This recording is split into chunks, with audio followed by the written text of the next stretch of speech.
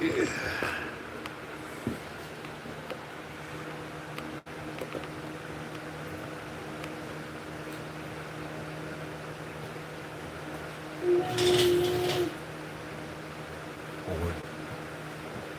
in the shop, yeah, I'm in the shop more. Bored in the shop, yeah, I'm in the shop more.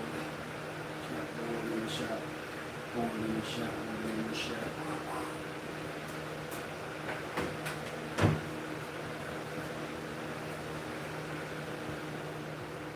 That's fine. That's fine. You baby.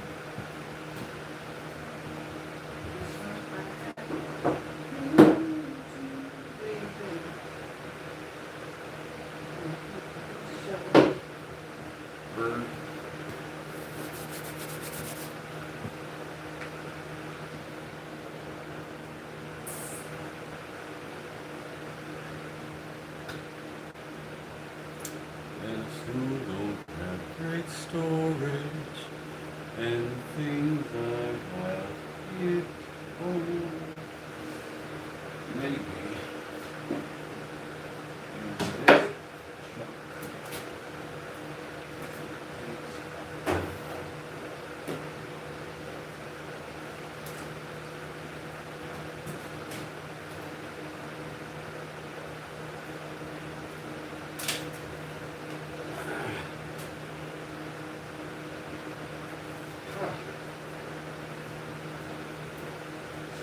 Today might end up being the day that I build one of those vices. Or I might do a mallet file. I could use a dead blow mallet. I think I lost mine. I left it on the site. And yeah, I think I've seen it since. So I should build another one. And we can talk about it.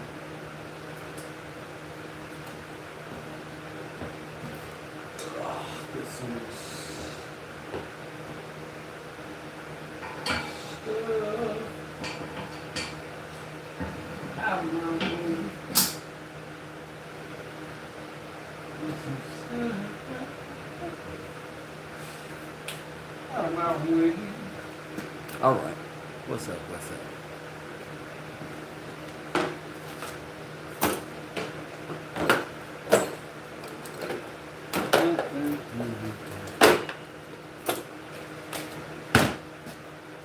Y'all know I was a professional rapper for like a summer.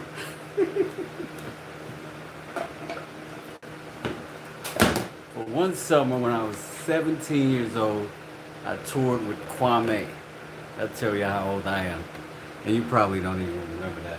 Unless you're like 50, you're not going to remember Kwame.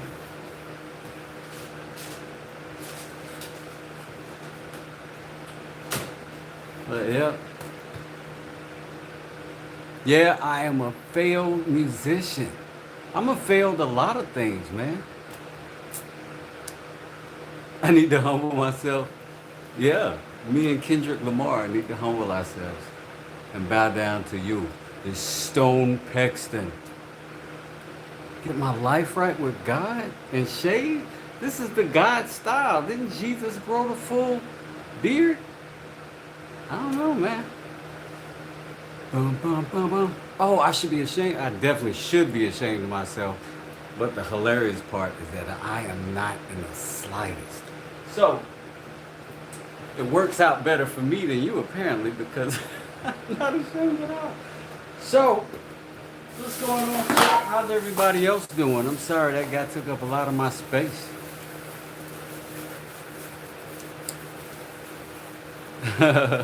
Yeah, nobody wears suspenders. But it works, man. It works. So, keeps my pants up. Taz from the Alcoholics had a line for that. And he would say, I like to fill my days with big butts and boom. I let my pants hang cause my big needs room. Anyway. Yeah, I appreciate it. I like them too.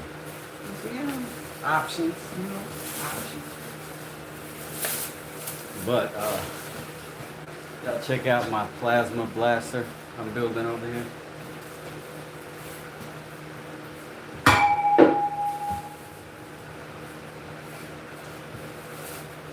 I always have so many projects going. I've always got a bunch of stuff sectioned off in different places, right? Thanks for the likes, all 5 of you. Let's go. And I'm glad to have 20 of you here chilling with me too. So I think I got the wrong gas for it. So I got this one. Because I couldn't get the flame to really ignite very well at all, but it definitely wouldn't push through. You know what I'm saying? But, yeah. I don't know if I'm going to do this on camera because I don't want anybody to see me explode. But I also don't want anybody trying to copycat it. I am like a professional idiot. I'm an idiot for a living, so.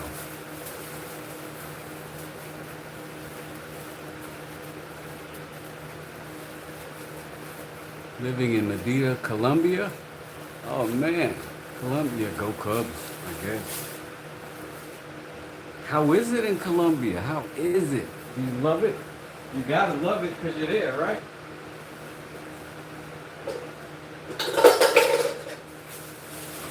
You gotta love it if you're over there.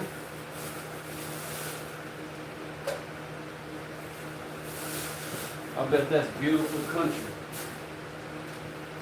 I bet it's beautiful country. Oh, expat. Where were you from in the States?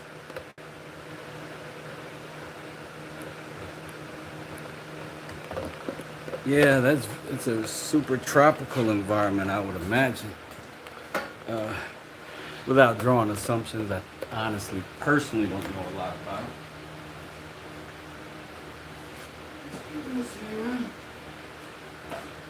That.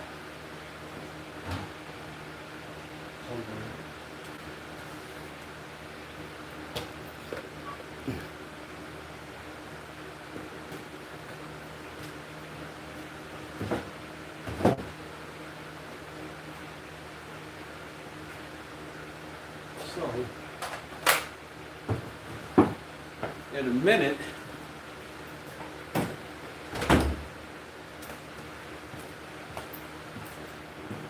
we can start building once we get a reasonable space, you know, mental space too, but I gotta give me a little space. You know what I'm saying? Venom, do I what? No, I may light like some incense in here, so from time to time, if you see incense in here or smoke in here, it's just because I probably walked by it and accidentally inhaled it and then blew that smoke back out as to not get it inside of my lungs. That's probably what be happening. So, let's see what we got. Let's see what we got. I need to take this with me tomorrow. I'm going to put it right there. Put it right here.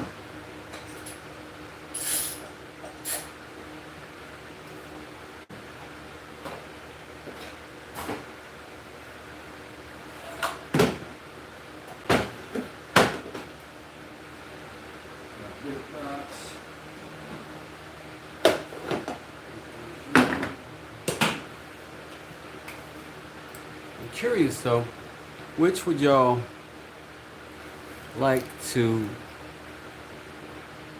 Oh wait, let me be mean in the chat.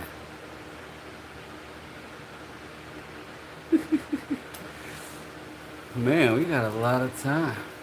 Hey, look at. I'll show you. My brother Fuse Green, he's a nationally recognized artist and a world recognized artist. But that's what I am.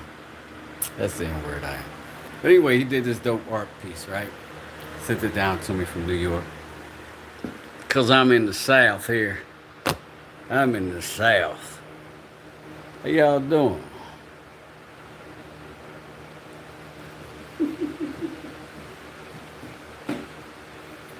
I don't care what y'all talk about, as long as y'all talk.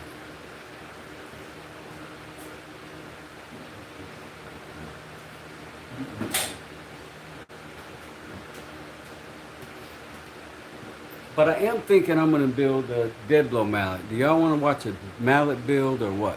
What do you think? What state in the South? I'm in Georgia. I grew up in North Carolina as a kid, but you know I've been in Georgia all of my adult life. I'm in. I'm technically in Douglasville. Um, People not from here, people in Douglasville would tend to say Atlanta to people who aren't from here. What's good, Lee? How you doing? We are chilling. We're cleaning up this shop a little bit. We're talking about what we're gonna build next. And I can build this Moxon vise. I'm gonna kind of freestyle it, or I'm gonna build a dead blow mallet. I need both. Oh yeah, Charlotte, Nashville. I was closer to Asheville. Beautiful country, both sides though. Yep, yep. Ironically, I'm from the furniture capital of the world, High Point, North Carolina.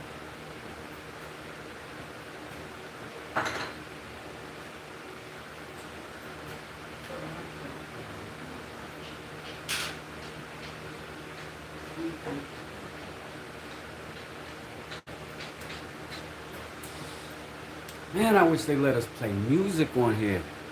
I'd be in here breakdancing with y'all.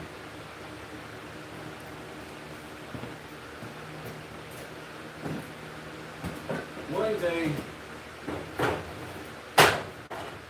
I'm gonna clean up the paint side of my shop so that I can turn the camera 360. It's a mess over here. I mean, it's a mess over here. What are you gonna do, man?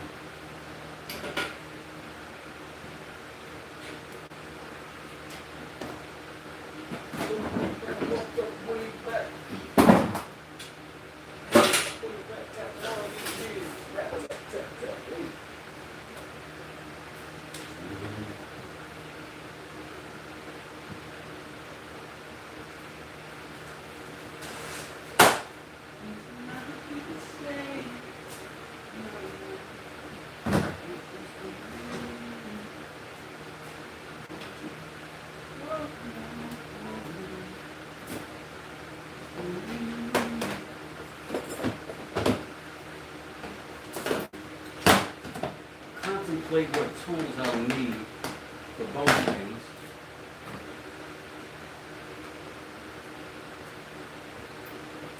That Moxon vise or, you know.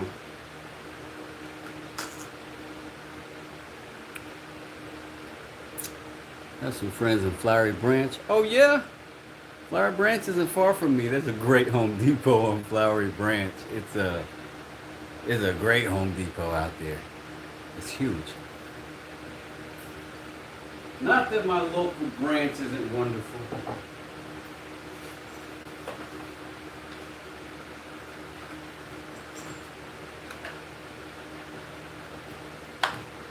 It's a weird thing about cleaning up a shop, right? Is that you know you're gonna need everything that you're putting away again. Probably a lot of it right away. But at least you'll know exactly where it is. You won't have to look around and turn and all that stuff. Am I using Milwaukee or DeWalt? I am primarily using DeWalt and Ryobi for my battery platforms. And I love the Milwaukee gloves. I have Milwaukee knives. I swear by Milwaukee tape measures. So I'm a mix and match kind of guy. I'm more about the performance than the brand itself, you know?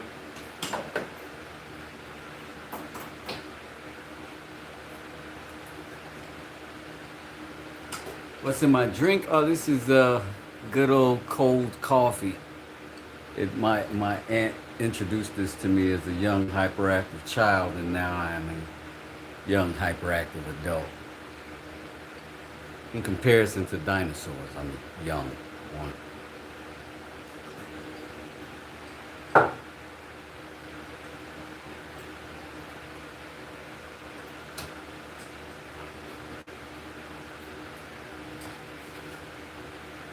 And see, the next rule is you always keep you a shop set of bits and screwdriver that never leave the shop, so that you'll always have what you need when you're working here. Because it sucks to have to go to Home Depot to get something you already got, but it's somewhere else. It hurts my heart. It hurts my heart. But on the go right here, this is my everyday carry bit box. You see me go there several times.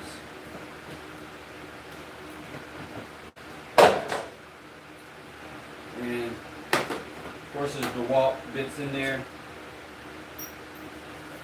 Milwaukee hole saws in there. A little bit of everything.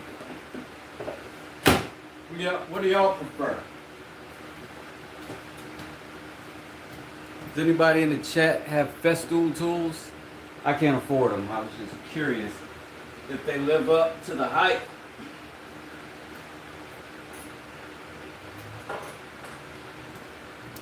That's the interesting thing about tools is I remember I'm getting ready to really age myself right now. But I remember when cordless tools were not a thing other than little screwdrivers that spun around by themselves, right? And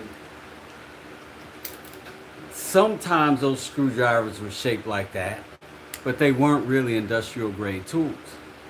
And I found the Ryobis to be an inexpensive version, and I got them. They were kind of pioneers in that realm, right?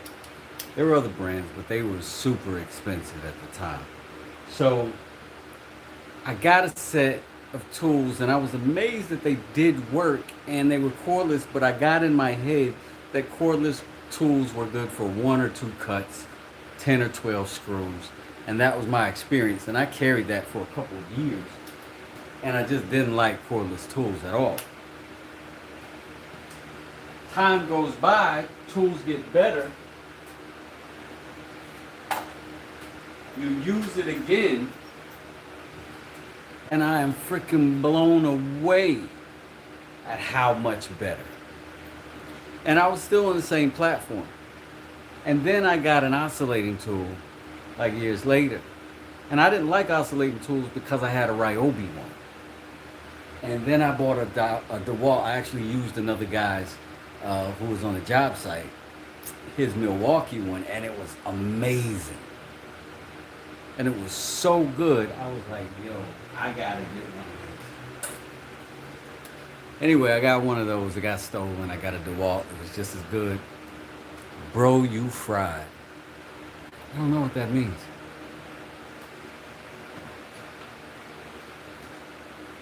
Are you implying that I'm on drugs and out of control? You're the one on the internet watching dudes. What are you? You must be fried. Anyway.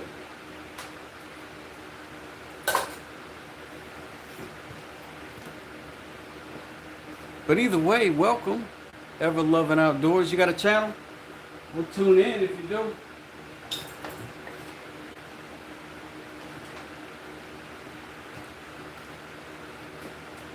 We'll tune in.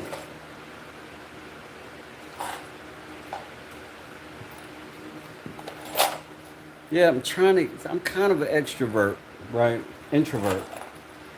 And so the extrovert chatter is not really my thing, but sometimes people want you to explain what you're doing on this thing. And if you don't do that, they'll just watch him, but they're not really learning.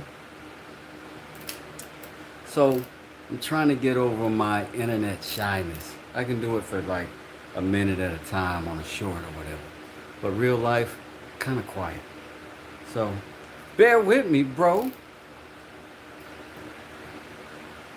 I'm cleaning my shop is what I'm up to, and while I'm cleaning it up, I'm just talking about what I'm cleaning up. And then we are going to either build a Moxon vise over here with this wood, or I'm going to build a dead blow mallet, which I need. Maybe depending on the time and what materials I got too, you know. But I gotta put my shop back together.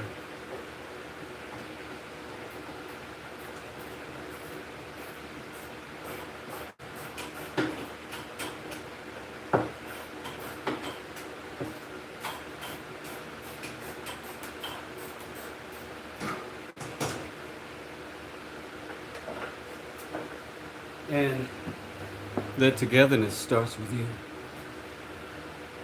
What you up to, Night Eagle? Oh, I appreciate that, TJ. I really do. Those are big words. I appreciate that.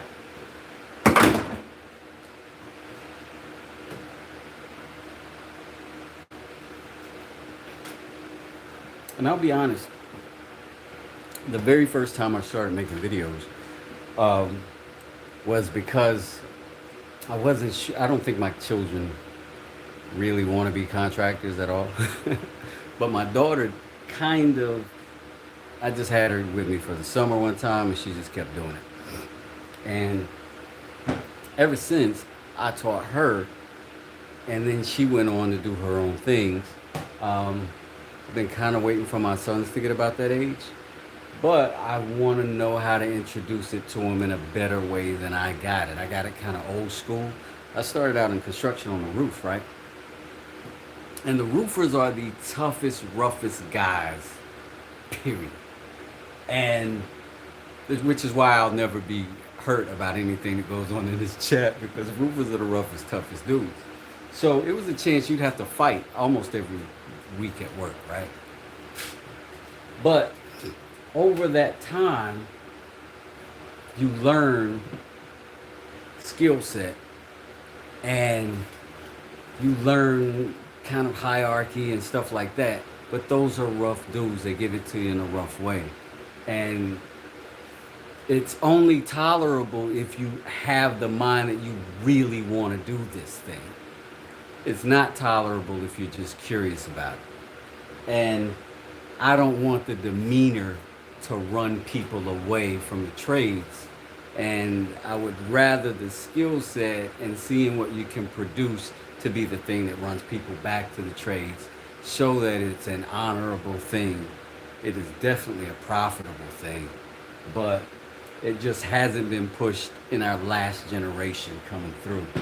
More social sciences and computer literacy and things like that have become primary. But I digress. You didn't come here for that, right?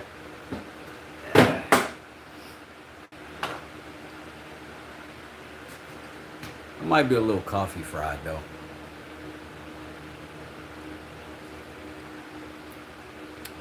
Where is Jesus in my life? Upstairs. When he comes down, I let him know you asked about him.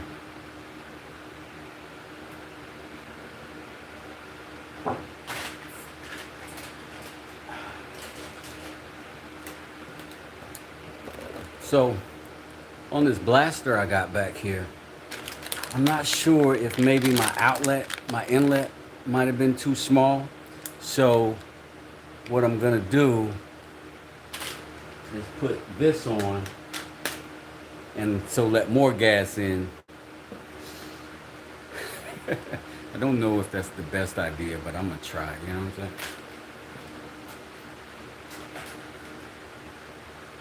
Soon as we get clean, soon as we get clean, and I shall.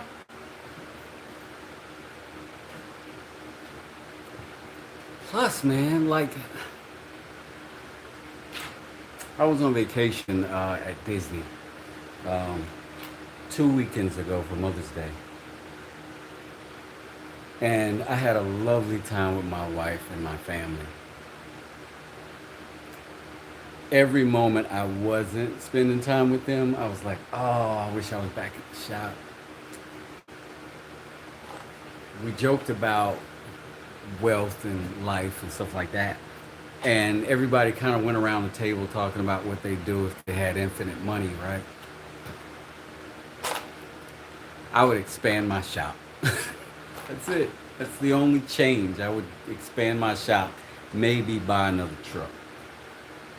But don't tell my trucks I said that.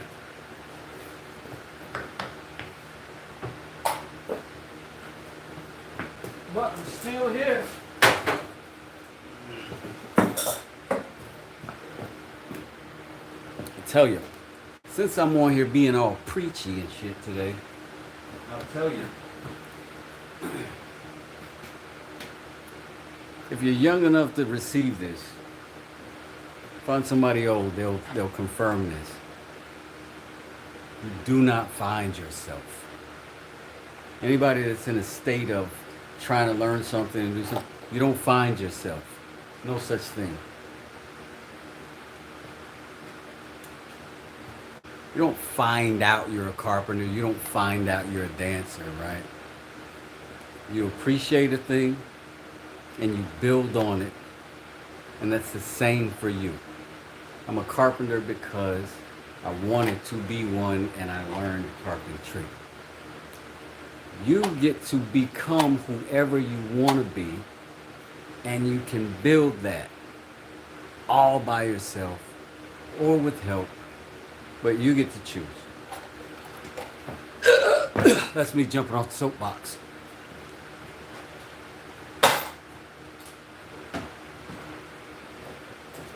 So if you're not what you want to be yet, it's only a matter of time. Just give it a shot. You'll be something else tomorrow.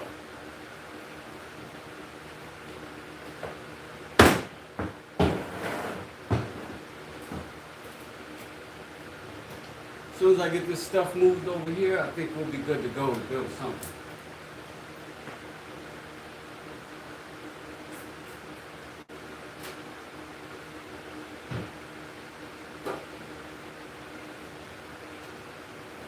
This is that wood we painted the other day. It's all dried and cured now. So I'm gonna stack it somewhere where it's out of the way and cannot be damaged. But I'm afraid I'm gonna have to move my bench to do that. This is a workout bench right here. Every time you touch it,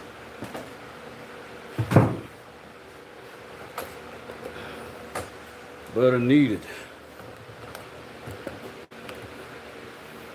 Have I ever worked with, I don't even know what that word is, an oxygen torch with any of you work before? Here are the two that I primarily work. I work with propane because I've used torch down roofing systems, which is heating asphalt but not like metal of any kind. And I'm used to these and that little blue bottle of propane over there whenever I'm welding or soldering copper. I've never welded a thing in my life. But I would love to. Oh my God. If I knew how to weld. Whew. Uh-oh.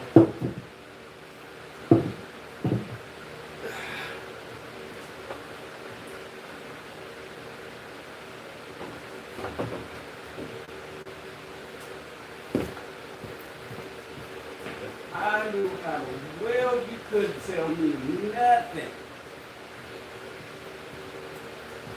I would be like, I would introduce myself as Wes the Welder. And I would be building trucks all day. Hey man, I appreciate the sub. That's what's up. Let's go. Let's go.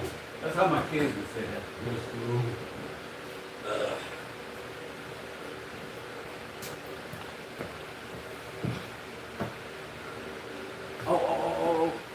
Check it out, check it out. Can y'all see that? This is the oil finishes that we put on the other day with the gray blend, the ebony and that gray, weathered gray. Which was just, turned out really good. There's a live for that if you want to go back and see it.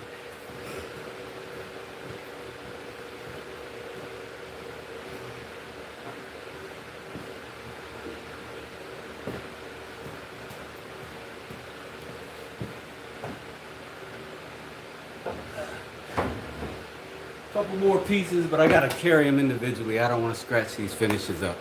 We got them all nice and good. Yeah, man, I appreciate it.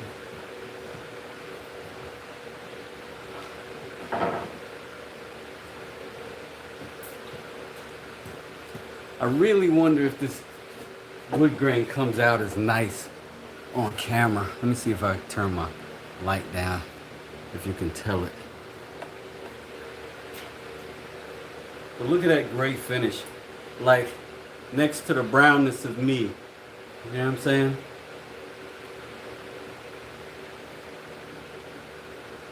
Anyway, I love it.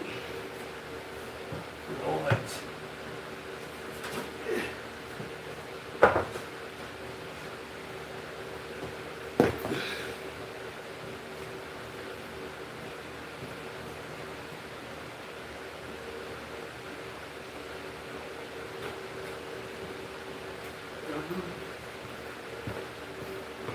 Gotta get this wood over here, and we'll all be ready.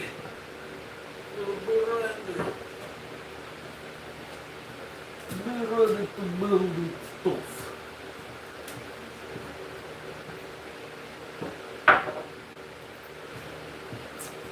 Nobody in the chat got an opinion on which I should do, the vise or the hammer, mallet, dead blow? Or that thing. I don't know. Maybe not that. I don't know. That thing.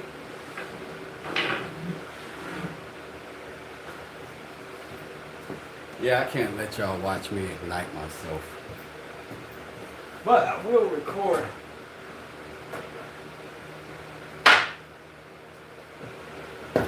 I will record it though when I do.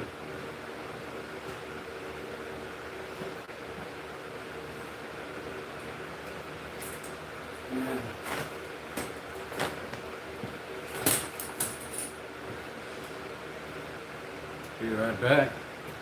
We'll get a couple more accessories.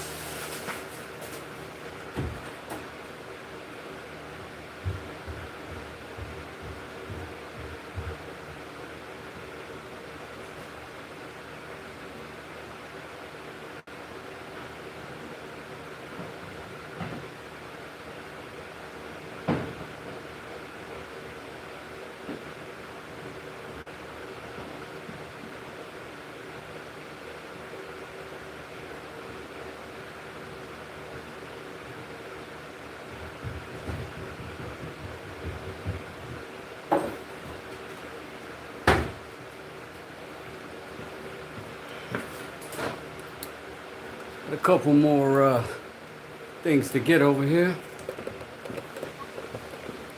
Gotta plug in. Get that percolating.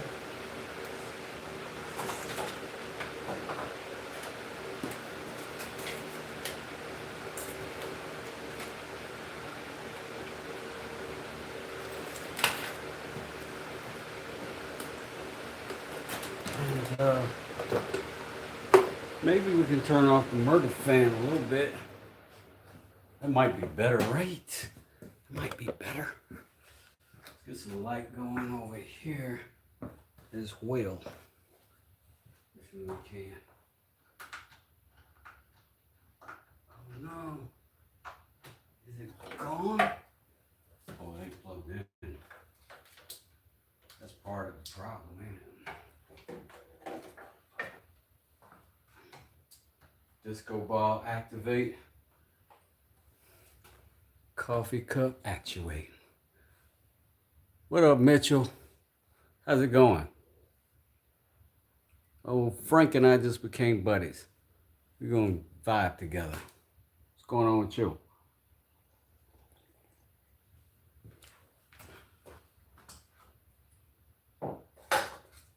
Today we're talking about,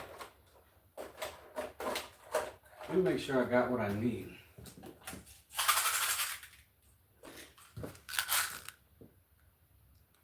That's how we're gonna build our dead blow mallet.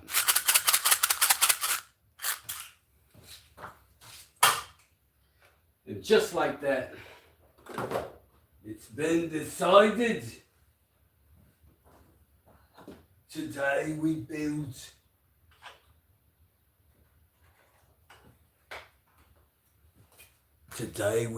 your brother. Yeah. Thanks, Mike. I need to put a top on this gas. Okay, I think I'm good. I think I'm already good over there. Got some emergency water, which you should always have. And some water to hydrate, which you should always have. Preferably before the saw starts cutting dust in there.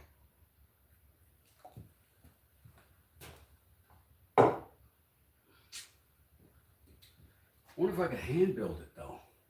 Let me see what wood I got.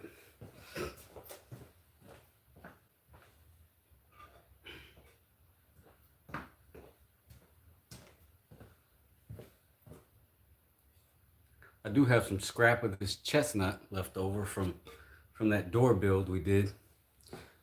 So maybe we could do that. I gotta figure out a handle for it though.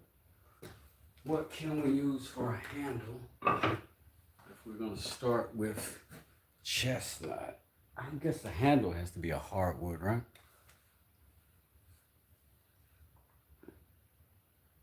You gotta get in the trade school for carpentry. Oh, you just got into it for carpentry. Man, that's awesome. That's great to hear, man. That is why I'm here, to hear stories like that, buddy. Word.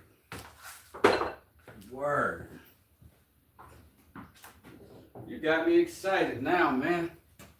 Look I got that for Father's Day 10 years ago from my kids. I still use it. It's always in the shop too. Where am I from? I'm from Atlanta, Georgia, primarily. That's probably the places you know. I'm great, thanks. Oh, you're saying, are you asking me am I good, or are you saying I'm good? I don't know which. Isn't that great, TJ? That is awesome. Like, that's the best news. That is the best news. Get some of this stuff out of here. All right. I'm sorry, I'm a little OCD, so that means when I get started on something, I just keep going. So I'm trying to slow down the cleaning a little bit. 6 months. That's what's up. I got a cousin named Mitchell. He never lies.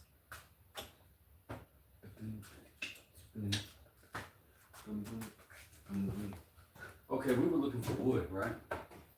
We were looking for a handle to make.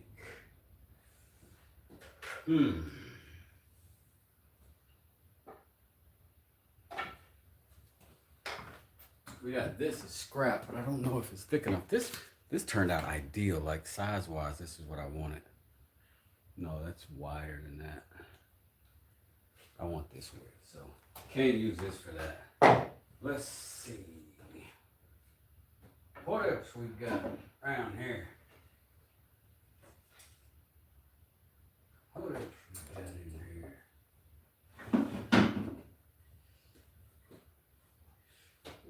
We got cedar, but I don't think cedar is very, it's cedar. It's very cedary. I could cut off a chunk of this. I don't know if I need the whole thing. Let me see how much of it I need. I might need that whole thing. So let's see. Gotta be something else.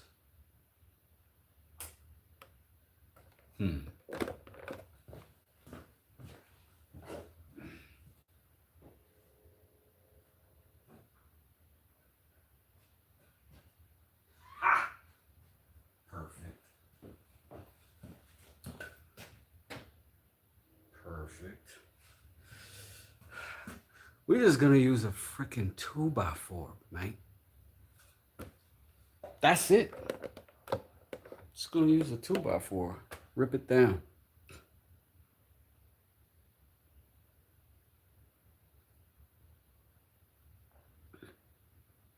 $16. Man, I wish my kids was. Whew. I take that back. I'm completely satisfied with my kids, but I'm so proud of that for you, Mike. Mitchell, my apologies. Rock on.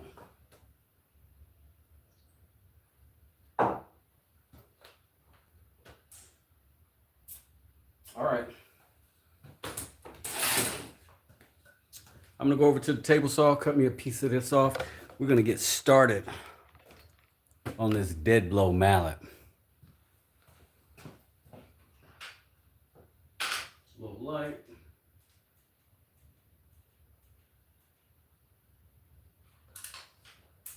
Maybe a lot of light.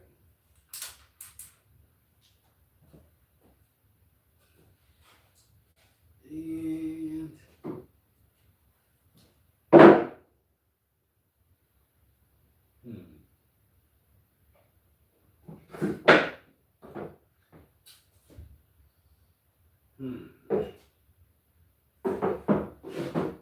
First things first, real quick. I think I want to do some contrast, right? And I wonder if I go dark wood, light wood, dark wood, or do we go light wood, dark wood, light wood?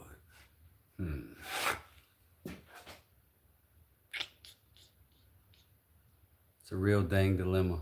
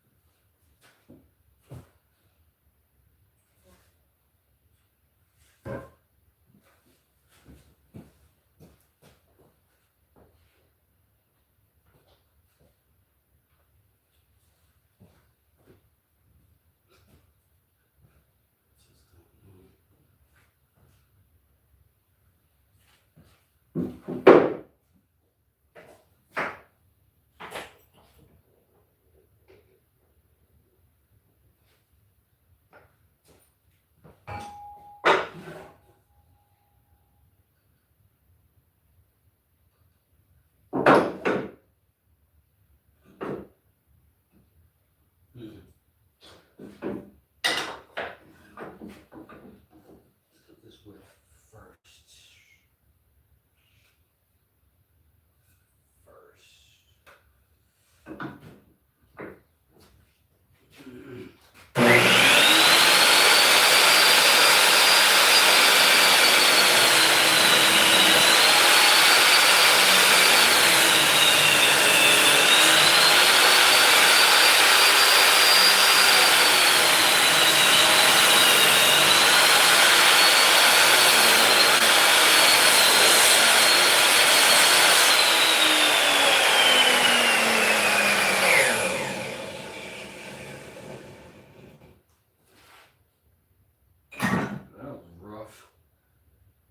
But it's done. Piece out of that. Let's figure out where our length is gonna be. We'll match this one. About yay big. We'll go a little longer. We'll take the rest of it off with the handsaw. Like responsible adults.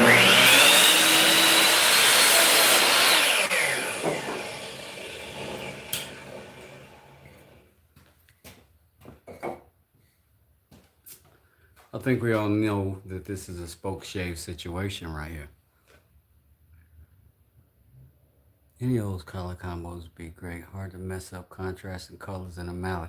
This will be my first time doing that, so good to hear.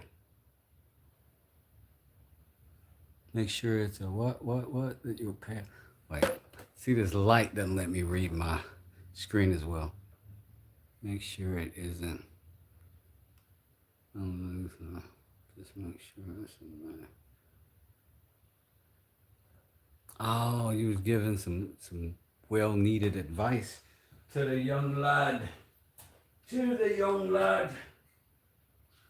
So this handle is a size that I like right now. I'm definitely gonna spoke shave that down, but I think I'm gonna just trim a little bit of the width off of it and give it the same situation as the others.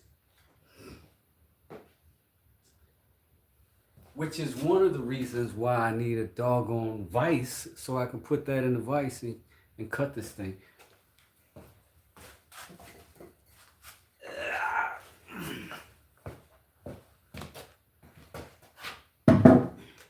No disrespect to the queen over here. You know what I'm saying? We all know this is the greatest vice that's ever lived. I stand on it.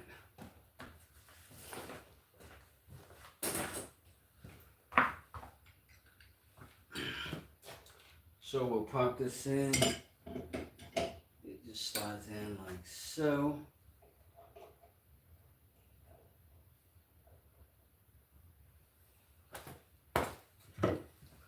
We are going to mock up similarly to this one, but instead of a one piece, it'll be, of course, 3 pieces and that. So, as we also got to take our wood into account in terms of thickness. And I'll grab me a lapis for my Spanish speaking patrons, mi amigos, mi hermanos. Okay.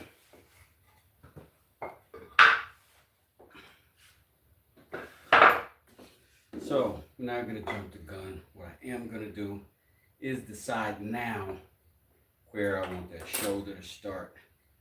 And this looks about good. That gives me extra on the top and extra on the bottom if I start right there. Once I've decided that, I'll put this square to it and transfer that line all the way around one at a time, just using the previous line as a reference. And that is the beauty of the combination square. If I had an applause track to play right now, that's what would be happening. So I'm going to just continue to go around this. And this will probably be the only thing on this part of it that's going to be, you know, exactly right. Everything else is going to be a little adjusted. I'm trying to decide which way I want to split this wood when I put the top in it. And I think it just has to go this way, right?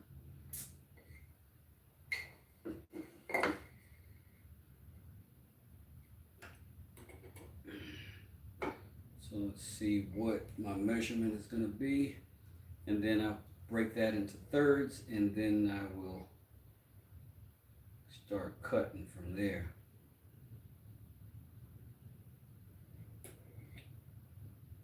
Bear with me for 1 second.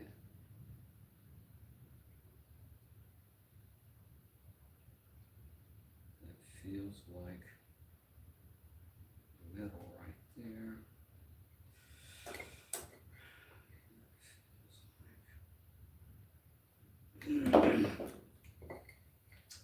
Again, I'm going to make a mark with the combination square.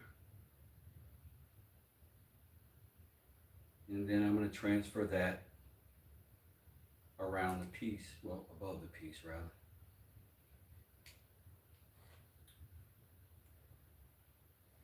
I've never been good at kind of this part of it. Let me put it in the vise. I just can't hold it and do that at the same time.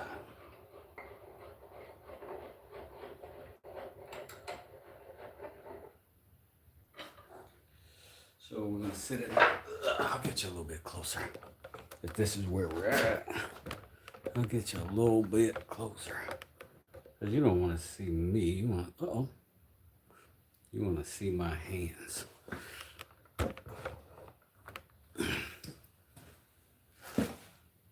All right, cool. What's going on, Beardo?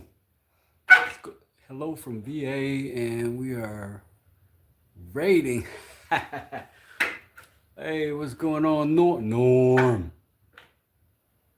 Y'all are raiding me. Oh man, that's what's up. I'm over here getting bombarded with Vikings. That is super cool. I'm over here trying to be like you, man, and be a honest to goodness woodworker. I'm building a dead blow mallet today, which is weird because, you know, I don't be doing stuff like that. But I do build mallets all the time. And I think this was going to be our outside. So this is going to be what determines what our center tenon is going to be.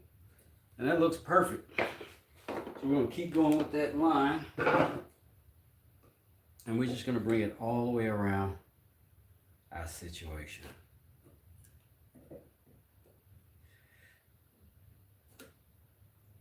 This goes out. That goes out. Flip it to the other side. Again, you don't have to buy a bunch of stuff, man. $20 this vise right here. Now, I also have a $7 vise that I got that I'm going to make a Moxon vise out of. And y'all can hang around for that one of these days too, if you like.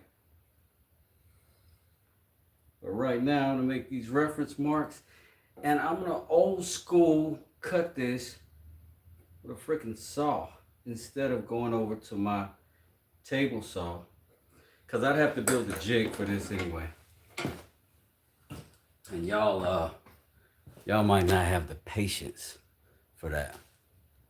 So where y'all from, man? Y'all following? Y'all gotta be following Bearded Viking. This dude is a celebrity. I'm so thrilled about him showing up in my live. I can't even tell you.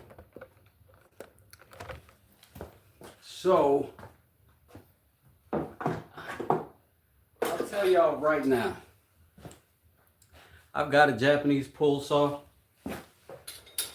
I did not grow up pulling a saw, and I still find it awkward, and I end up doing like a kind of a wrong motion in a lot of different ways. It's the wrong motion. So I end up doing, I went and got this Stanley, just some old school, and a saw I'm super familiar with technique wise. So it's a little bit of a rougher situation, but it's a familiar situation. And sometimes that's what you need. Something you're used to give you the confidence to remember that you can do whatever you want. Right now, however, I want to live. So I'm going to pop this on my face. I should have enough. Oh, I got one that's not quite as cumbersome as that. But we gotta protect ourselves. Yeah, Pine, me and you are neighbors, man. We right around the corner. Right around the corner, old Georgia boy. I'm switching saws now that I got that started.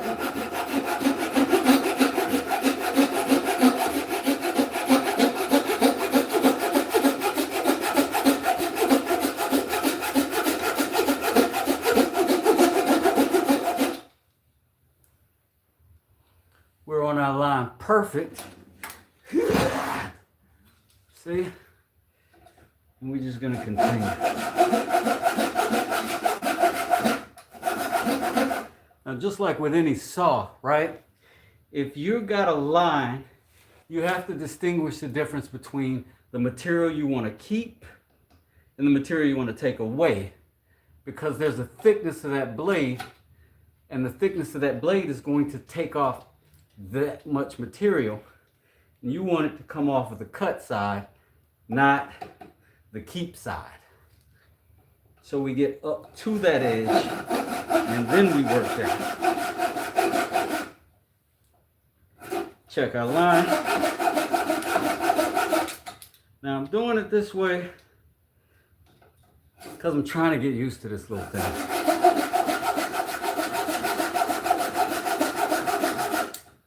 Because this is one of the saws I'm going to have to get used to in order to do dovetails.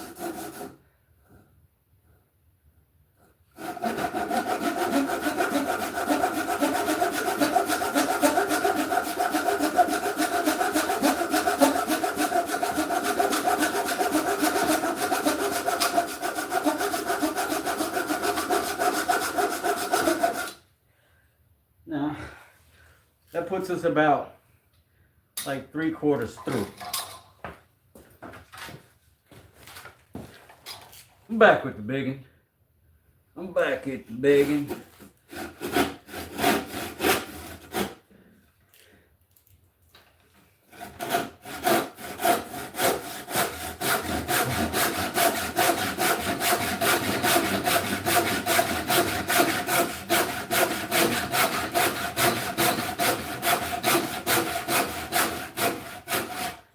That's how you cut a goddamn joint. And then you get this little peewee thing and finish it up.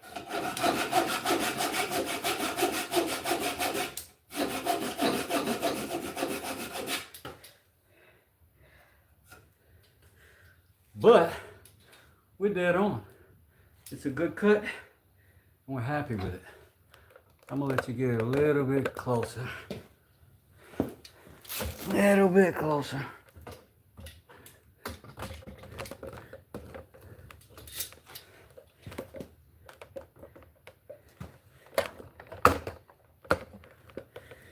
And then,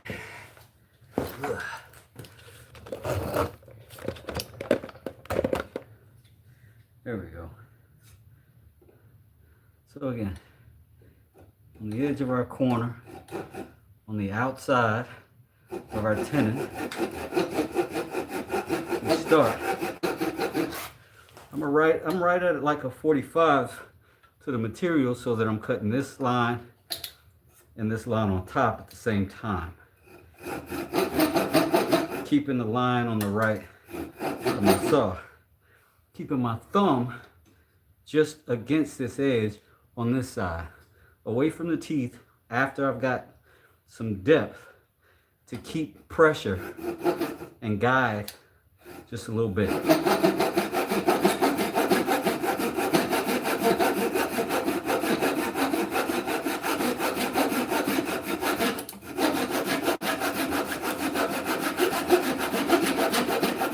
Now, my saw is, these little ones are flimsy a little bit, little wiggly. It's perfectly good, but I don't have any wax. And I hear that keeps a lot of that catching you see mine doing from happening. So if you're doing this at home, that's what you do.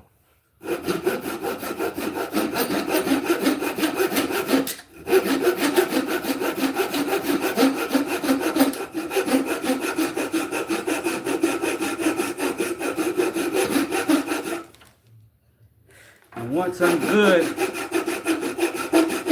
on my line on all three sides, meaning this side, and this side,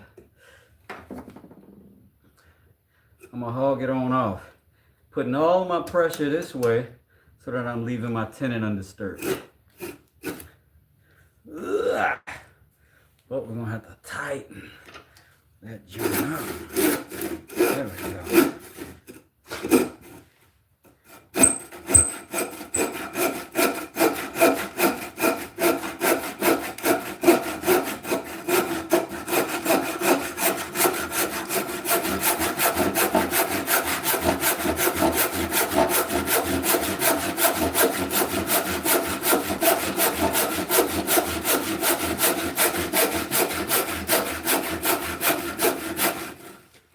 And as I get nearer to my line, I straighten up from this 45 and eventually get to close to a 90 in my material so that I don't cut through that line on the other side.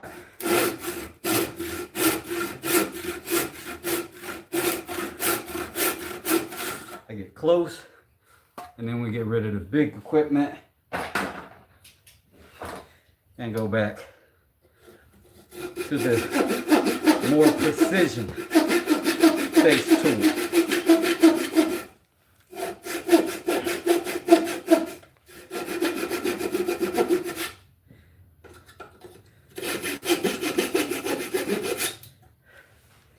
And now we hit the little side of that tenon and that bad boy come off. Let's see. Same thing. Except this is the part that's coming off, right? So this is the side of the line we want our saw to be tearing up, not this side. So our thumb there, meaning this side of the blade is against this line, not this side. Get started on the push stroke and brace with this leg, brace with this leg, and I'm against this bench, which gives me another point of contact.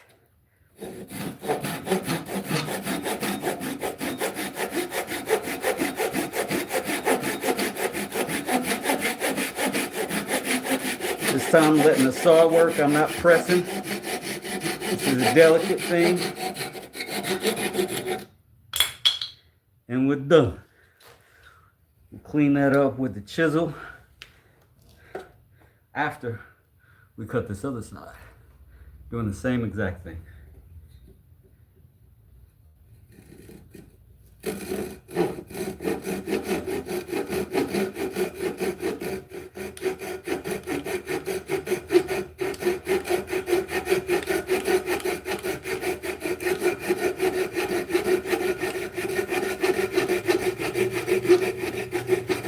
Close to our tenon and watch that line.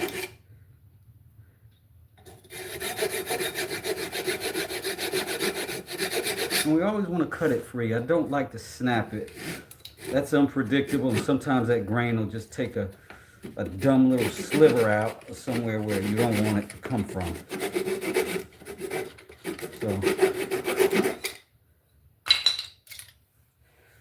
So like Stevie Wonder said, take your time, young man.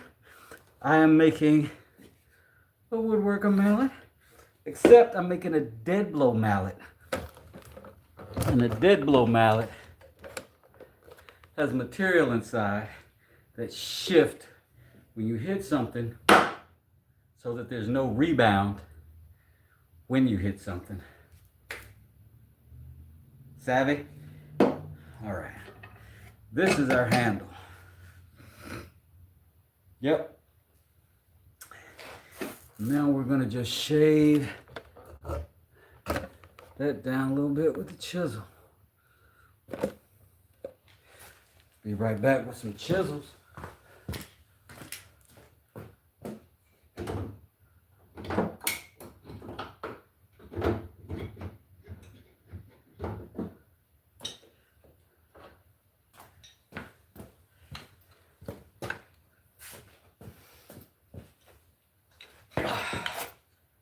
So,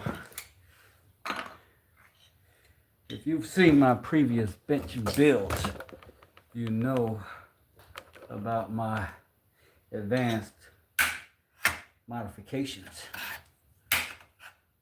So we can keep our chisels nice and organized while we work, and some of our other tools too. Yes, I'm a genius. Gee, God, quit asking. Just kidding. Or am I? Okay. Let's see which chisel. You know what? We have not used our round mallet yet. Not other than just seeing if it worked. I think I'm gonna go grab it real quick. Should be down here somewhere. Here, mallet. Where you at, girl? Get out. Yeah.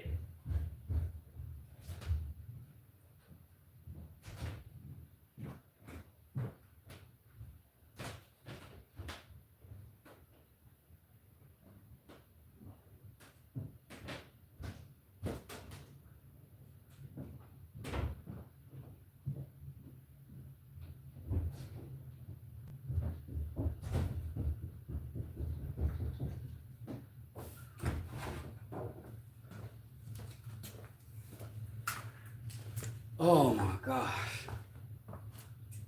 How much wood could a woodchuck chuck if a woodchuck could chuck wood? Coffee got me hyper. Maybe.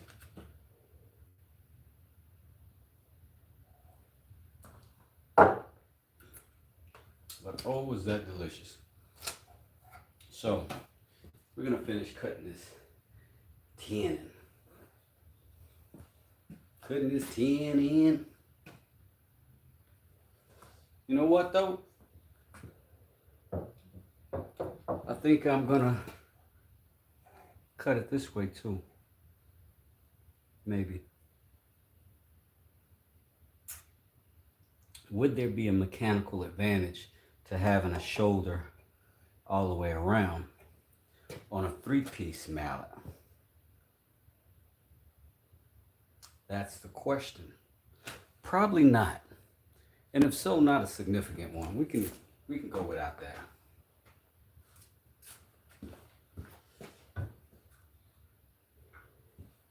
We can go without that detail.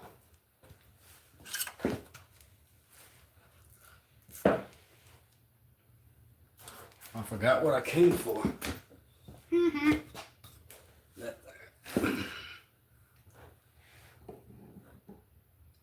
All right. Just gonna clean up a little bit. Grab that edge. Now, see that blowout I did right there? That's a mistake. Know better, but I've only learned better. I really haven't done this a lot. But should stop short. Like, here's what should have happened. I should have came from this side.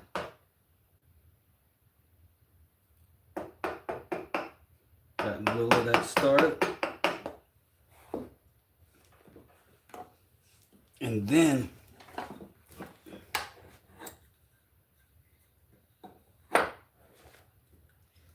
flipped it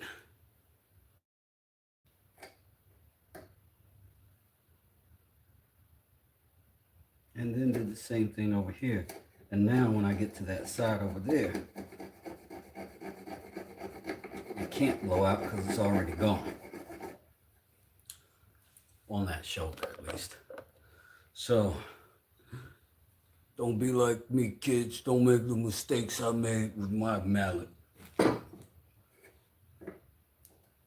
Be better than me. I do all of this so you could be better than me and have a life that I didn't have. insert any 90s movie right there. That line is in there somewhere. Just gotta look for it. So here, I'm more or less just kind of shaving off the edges of this.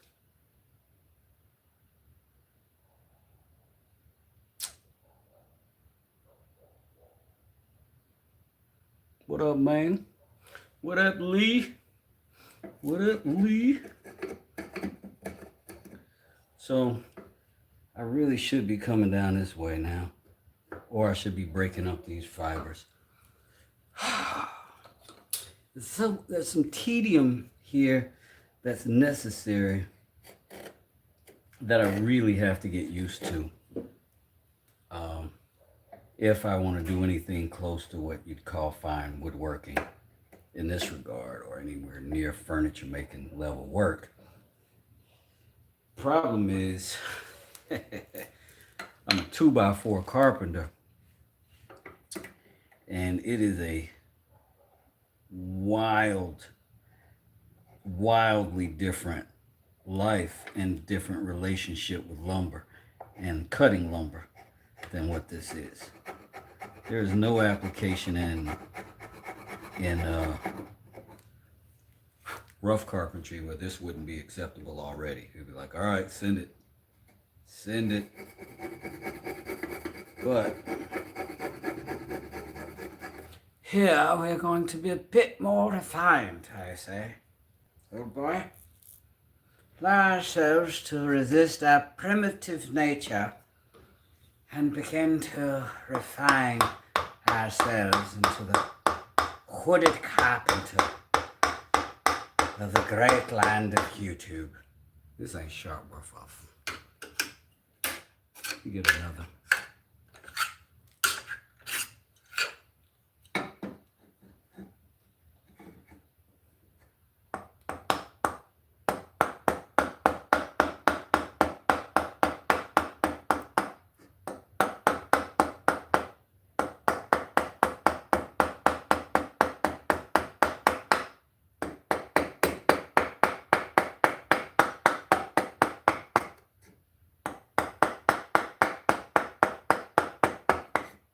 Now,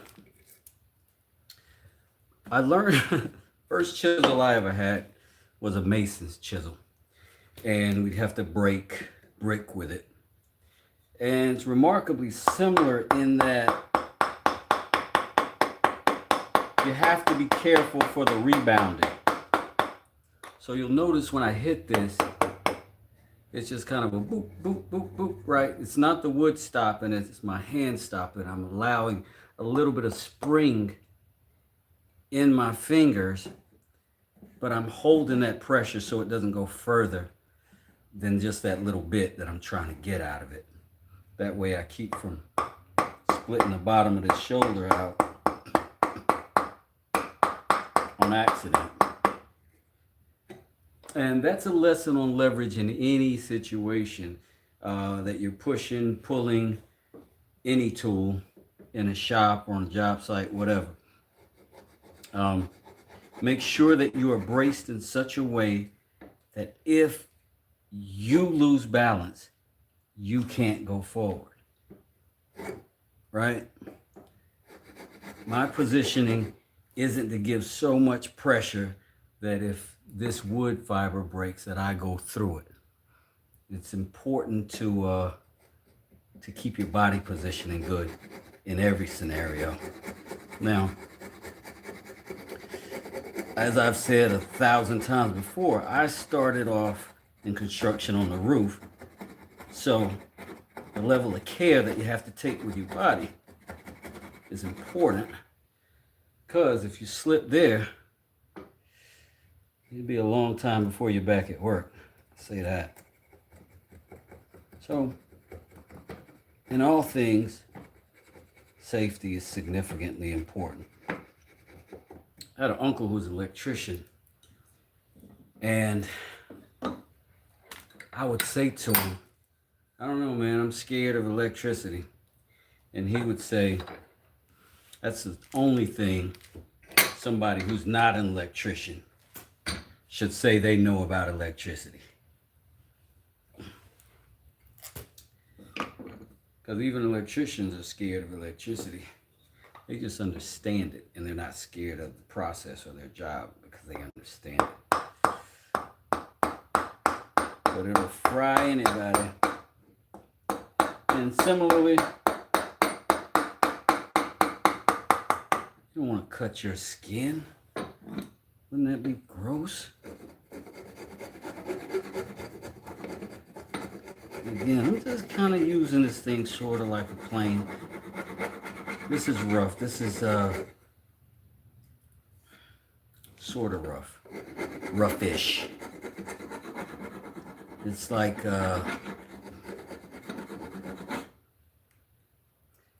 I'm no Rex Kruger.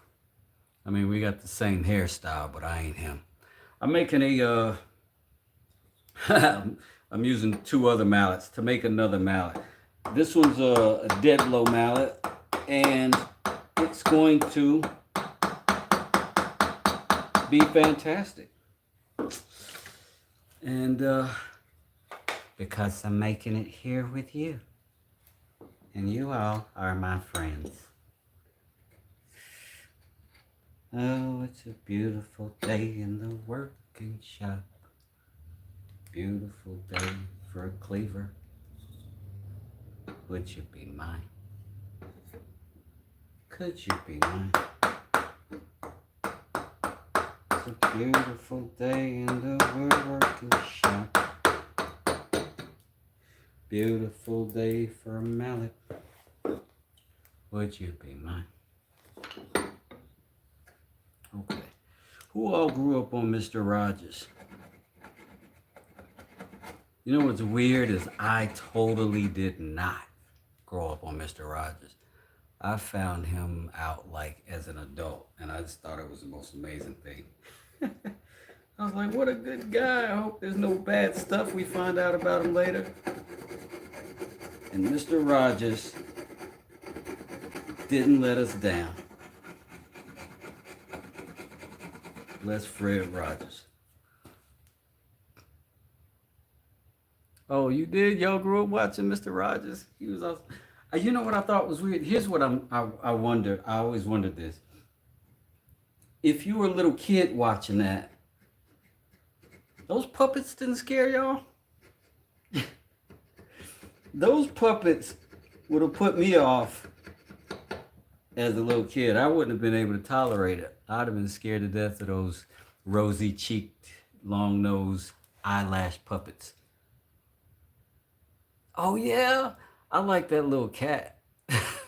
That king and that little lady with the nose, they were a little bit strange to me. But I really, like, when I saw it, I saw the Eddie Murphy skit who was pretending to be Mr. Rogers, but, with a spin. And I didn't get it at all because I had never seen the show. And then the magic of the internet or something, I'm not sure, but way later, I saw Mr. Rogers' Neighborhood, and I was like, oh, that's amazing. And I would play it for my kids, 20 years after it came out. But I also, Schoolhouse Rock. Oh my God, that was amazing. Yeah, that train was cool. That train looked cool. I would have loved one of them when I was big. I would have been like, yo, I need a train, Pop. But what an amazing show. There weren't like kid woodworking shows, but there was Mr. Wizard. I loved Mr. Wizard when that show came out. There was so much good information on there. I was a little scientist watching Mr. Wizard with my kids. Schoolhouse Rock. Now you hear Eddie Murphy laugh in your head.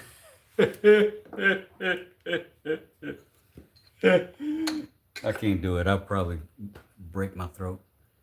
King of the Hill. Oh man, hilarious. King of the Hill is one of my favorites. Absolutely one of my favorites. I think we got enough done on this thing right here for now. We'll go ahead and get going on the head of this thing. And I think we'll get started shaping it. We are going to have to put an angle on that thing, maybe? I don't know. Maybe not. We'll decide when we get there. Let me get this little nipple off of here. I don't like that. I don't like that. Y'all remember that dude from, what was it, Minister Society? I don't like that. I don't like that at all. Eating that banana.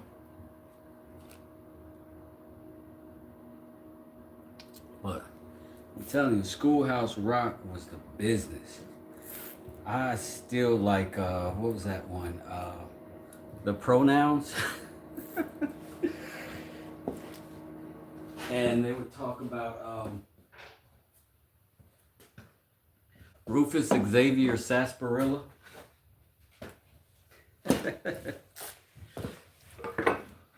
Okay, I think we'll have a lot of finishing to do if we do the outside, but like, so what? Like, I kind of like both of these. Let me see. Give me a second. Give me a quick second.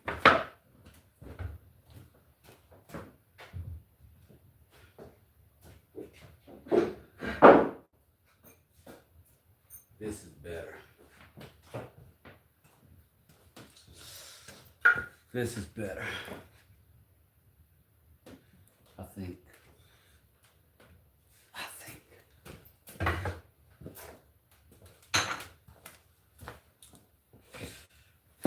All right. Let's set that aside. That's going to be our limit for our width of that thing. So we know probably going to be somewhere around here. We give ourselves about a ½ inch of play. And then we'll get our combination square. Bam.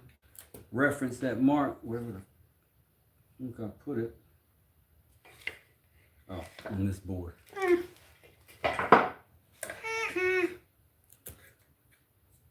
watch The Simpsons. That Nelson is hilarious. Remember Bart broke his leg, fell off this water slide? Nelson goes, and they go, Nelson, he's really hurt. And he says, I said, Hilariousness. Big Mike. What up, Mike? Any tips for a young contractor finding new leads? Hell yeah. Hell yeah.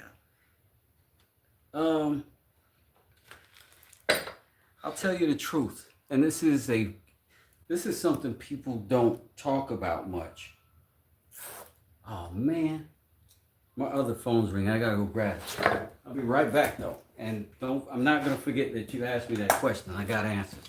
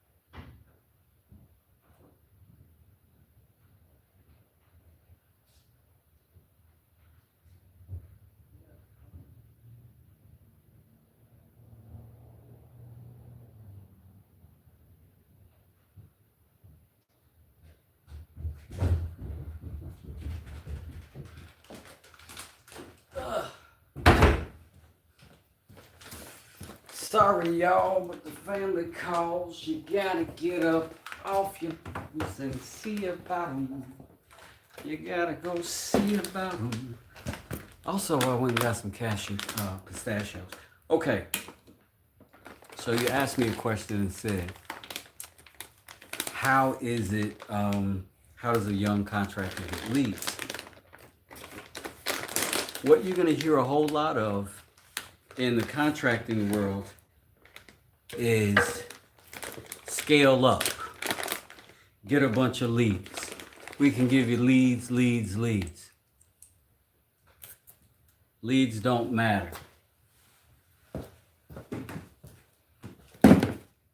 I'll tell you what matters.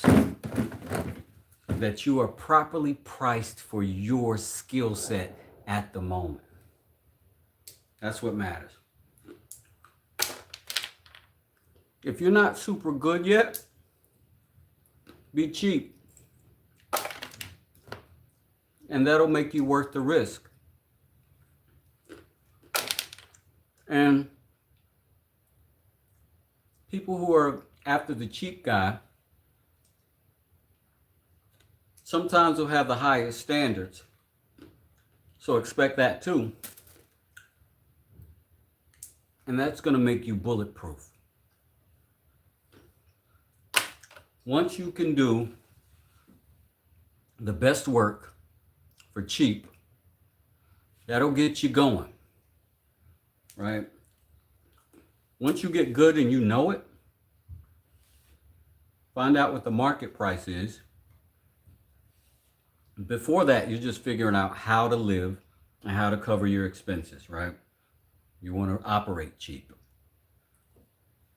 But once you do that, when you're good, you jump in the market full-fledged, you get your insurances, you get whatever licensing, and you bump your price to what it should be, and you'll be off and running.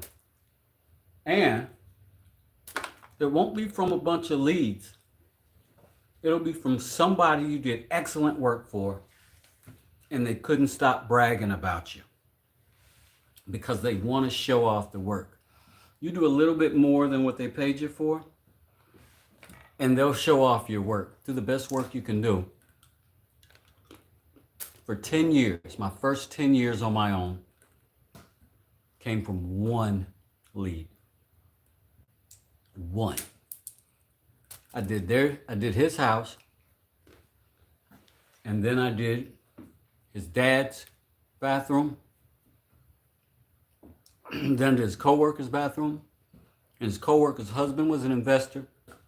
I did his house. I did 3 kitchens for him. I did 2 investment properties for him. He referred me for 2 other people while I was in Florida. I mean, and it went that way. It just spider-webbed out. I've never done advertising. If you look on my page, I've got that kind of little ad that a friend of mine who was a photographer at the time needed like an example. And so I let her do that ad for my business. Do right by people. Do right by the job. Because sometimes people won't like you anyway. Sometimes it's just a personality conflict. You're not going to like every customer. Not every customer is going to like you. But, and I've had that happen. I've had people who did not like me. There's one lady, she's very nervous, right? She was very jittery. And we were building her cabin.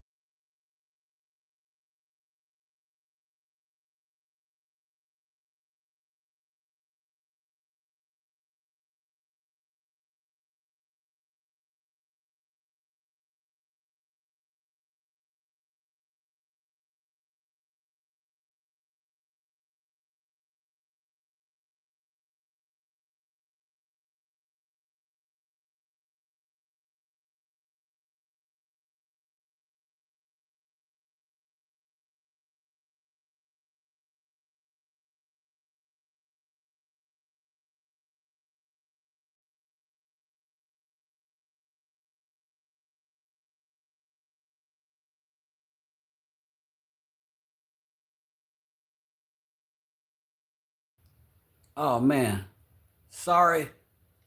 I told the whole story. I don't even know how that happened. Okay. Where'd you stop? Oh. I feel so goofy for that. Yo, this is goofy. Okay. Maybe that guy was right that was in here earlier. Was like, dude, you're fried. Hold on. Okay. So I built this customer's,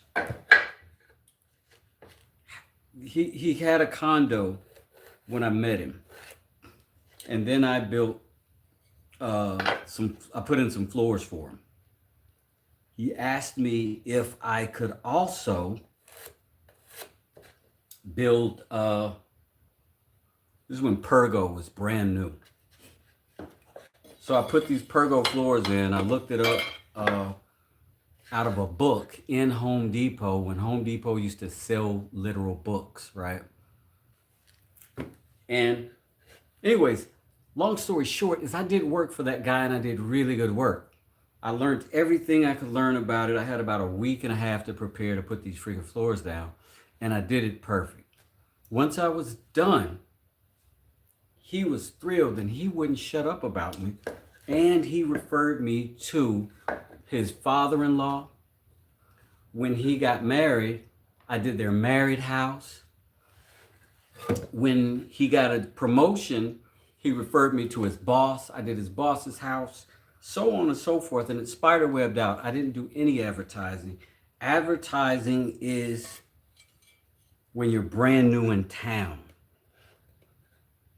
But if you got any plug with anybody, you get one job and just do a bang up job, like do the very, very best you can.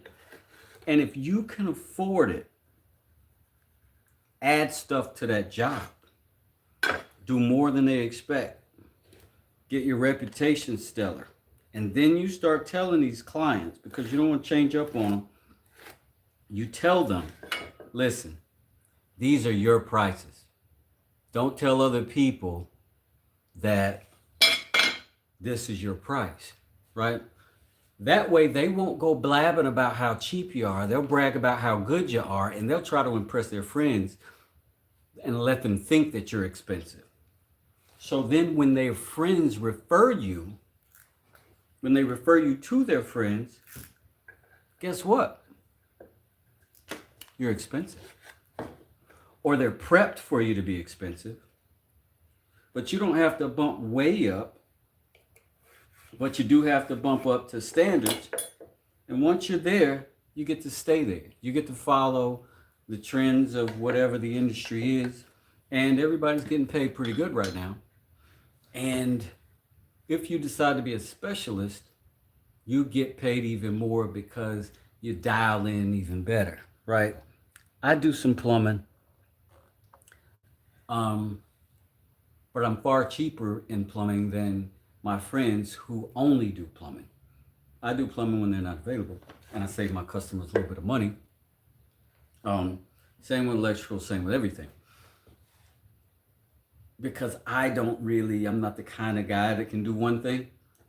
I've got to be shifting gears constantly or else I get really bored. But if you can sustain one thing and get really, really good at it, it will pay you back. A guy told me this about a company once. It's not true about a company, not by a standard. But it is true about a trade. If you take care of it, it will take care of you. Oh, hit the donation button. I'm just kidding. The donations is just hitting the like button. If you would, if you want to. Now I've got these two marks on here, and this one I'm not keeping. This is going to represent the two sides. And then I'm going to cut this board. It's going to go in the middle in between these two, but I'm going to cut them all over here on my miter saw because it's faster.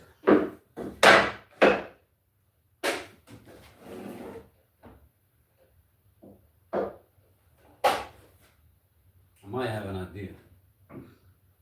You might have an idea.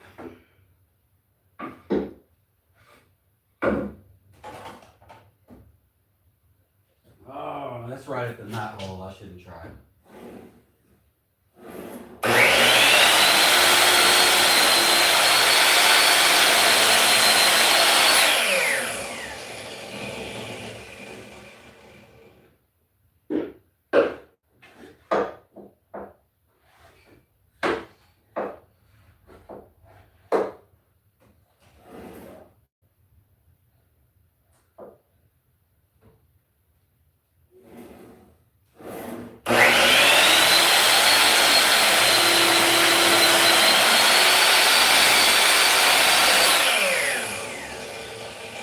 See how I'm braced back here? Boom, boom. I can't go nowhere.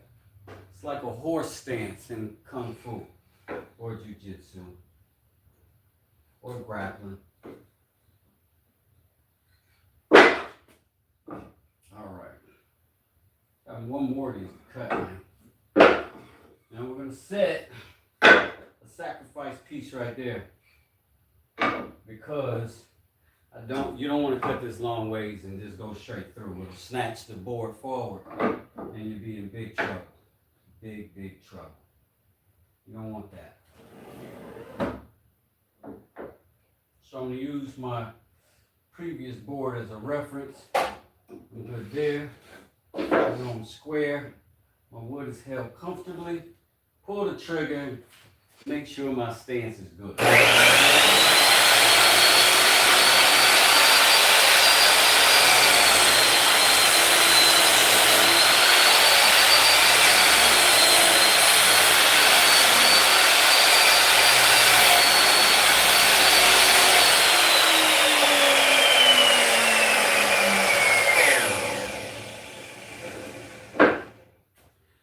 You might have also noticed that I don't cut until I'm pulling back, right? Just kidding. You don't pull back. Cut away from you. Always away from you. Never pull a spinning blade to you. Always away. Now, I've got that cut. I've got all these the same size. Now I'm going to cut them all the same profile this way and then the same length. I don't know if I can use that. The knot hole popped out of that. That's not good. And I don't have enough of it. Maybe I do have enough of this material. Let's see if we can cut this through. We'll switch it up. Put this on the outside.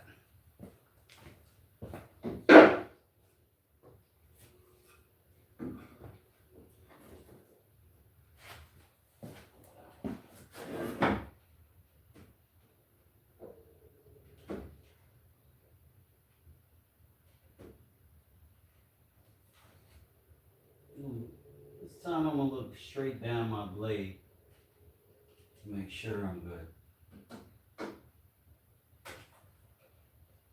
And then I'm going to kind of plunge cut this nice and straight.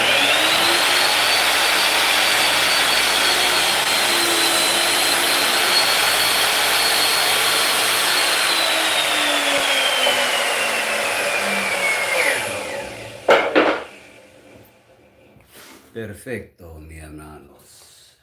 Perfecto.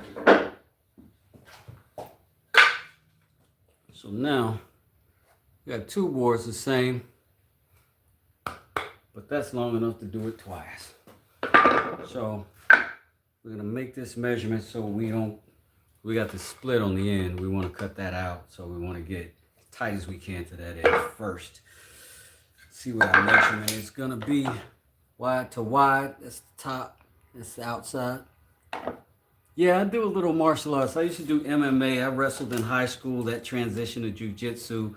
And then I got with some Muay Thai guys and started doing some fight club stuff before it was actually a thing. Actually, when I did it, it was called shoot fighting, which is the exact same thing. It was like Royce Gracie and, you know, Ken Shamrock and those guys. But it was much bigger overseas than it was in the US.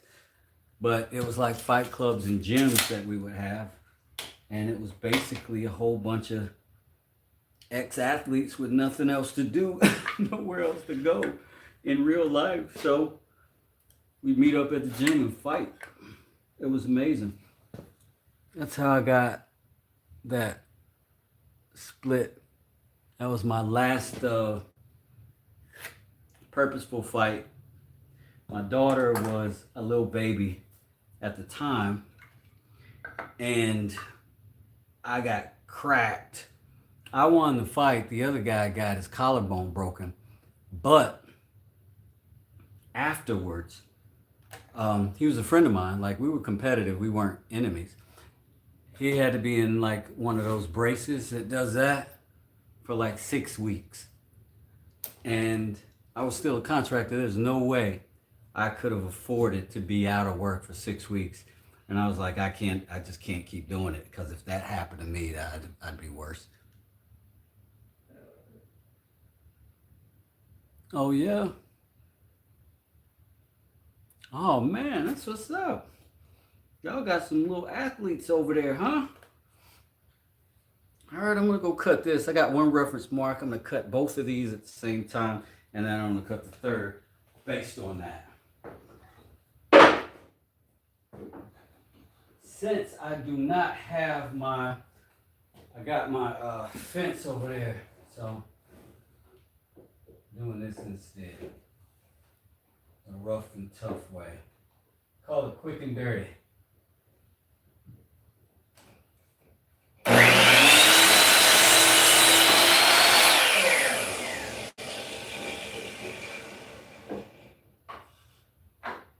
Gotta keep you a good base. Now that we got these two cut, numero tres, we can use this to mark that one. That's my best Canelo Alvarez impression. That dude is a monster.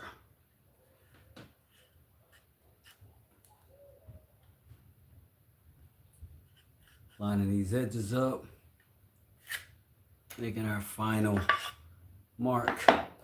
If you're doing this at home, you make an X on the board that's going to get tossed.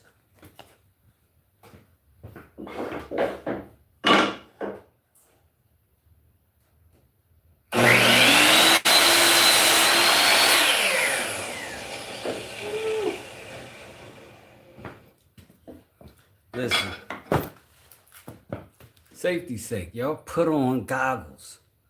Little chip of wood, just thunk, right in my forehead. Little bitty one, but you know, take it easy. Take it easy. All right. Now that we know we got our pieces, essentially. This is our middle, so we got to take the middle out, essentially. We might set our saw a couple degrees, find the middle, and base it on what our handle looks like. What do we do with our handle? Let me get it.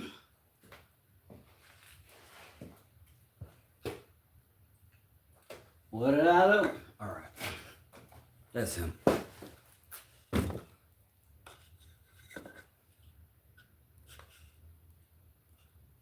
So size-wise, that's what we got. That ought to give us enough room for a little split, a little glue, a little wedge if you need it. You know what I'm saying? You get me, Bubba? You get me? All right.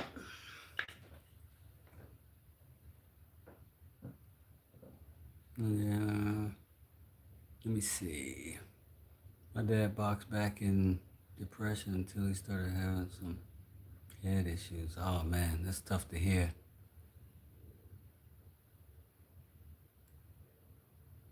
And my what didn't learn from my contact? Oh man, I really gotta get some freaking reading glasses or thicken my font. And your tall didn't learn from your contact, but you're making a booger mallet. You're hilarious. So now, once we get done with this thing, we'll be official. Woodworkers. Oh yeah. So I'm thinking if I just, oh wait.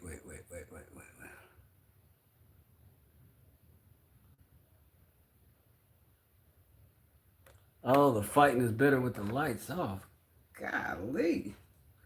How you gonna see when you're getting the rear naked choke applied properly?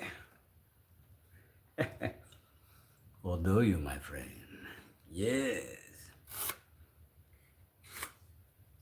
All right, so here's what I got. That's my handle. But then there should be some splitting going on in that, right? So we want to be a little bit shorter.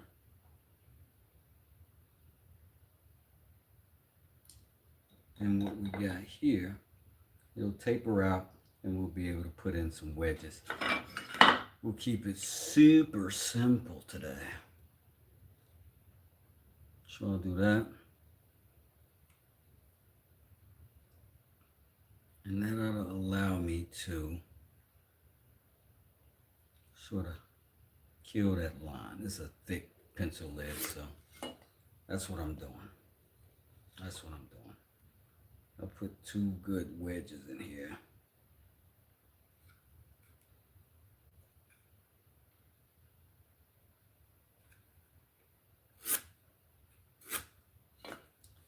And again, all that goes away. I'll be back.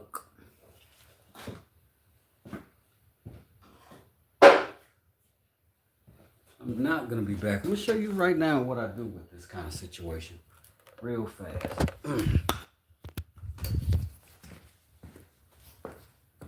If this is the situation here, and I just need a little bit of degree. Problem with this saw is I set this thing on 90 and it's there. I don't want to change it because I have to calibrate it because it does not lock directly in. The 0 it locks into is not true. It's about a ½ degree off. So I don't like changing it when I'm at perfect, especially for such a small cut. So what I'll do is put it against this edge and I'll put a little shim behind there and make that angle back here and let that thing come down with its 90. And that makes my life still easy. If I can find a shim, which I usually have everywhere.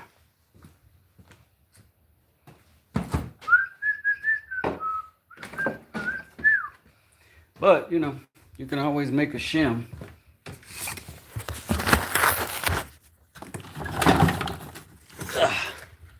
But I don't gotta. All right. So I'm gonna put this right here.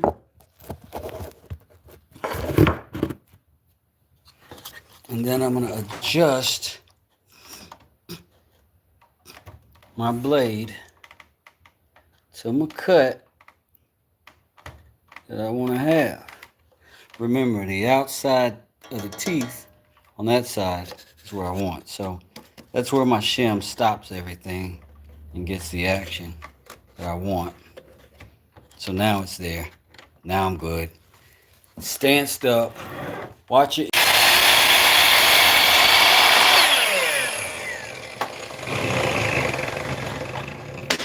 That's that.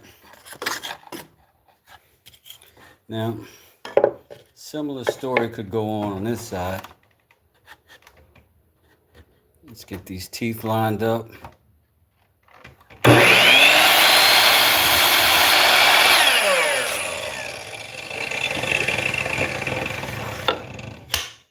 Those are our 2 pieces. Now, I got a little line left on that, so I'm gonna hit it just ever so.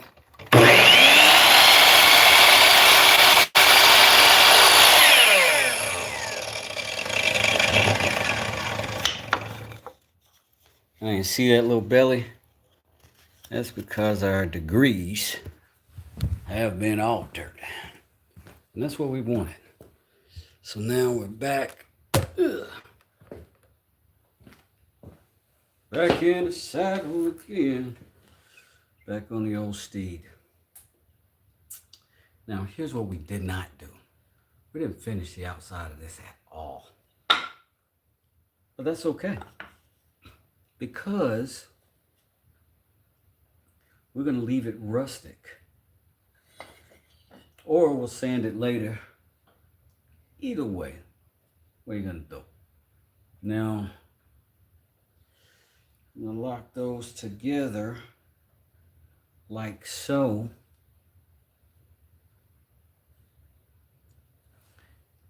But first, I got to drill some holes in these so that I can make the dead blow effective. So I need to do that on both sides. One over here, one over here. And for that, we will be using a Forstner bit.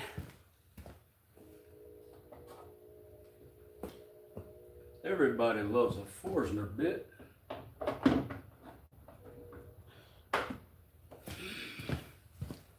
That's a good size, I think.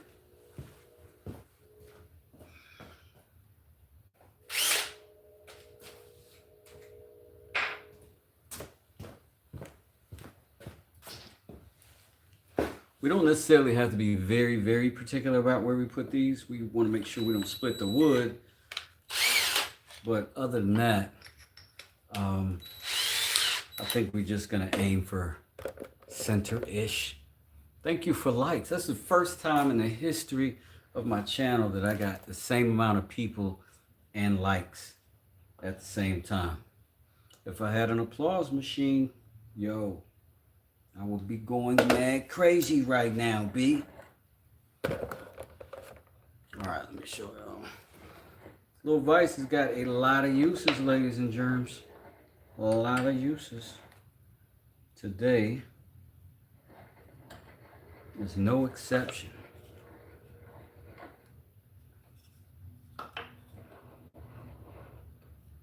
Oh my goodness. Can we lock both of these in at the same time? No, they're not the same exact size. Dang it. I was about to go for a twofer. All right, this is all I want. That to be held in place. I'm gonna go completely through this. And uh-oh. I just chatted with somebody about this earlier today. And back to the old shim. Because remember, we got about 2 degrees off over here. And that means that our vise going at 90 is not going to hold as snug as we would want. Let me turn it around so it doesn't get in the way of the camera. But same thing. Pressure here. Pressure there. Let's lock it in. See what we got.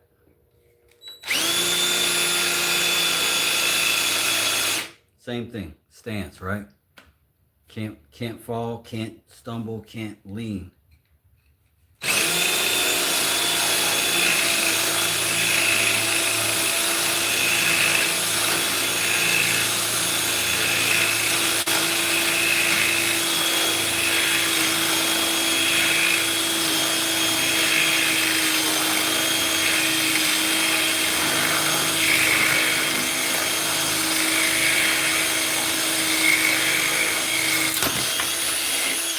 See that? Went through, couldn't go anywhere. Safe and sound. And we got a hole. And we got us a hole in the back of our sled. I don't know why that was the lyric that came to mind. I might just be next Beyonce, low key, you know what I'm saying? Somebody doing something they ain't got no business doing.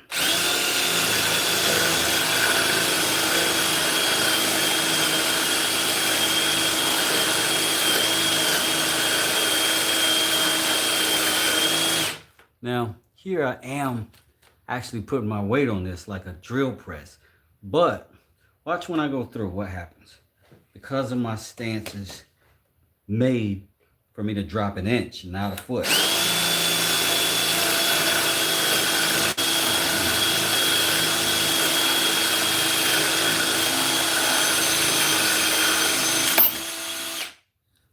Right?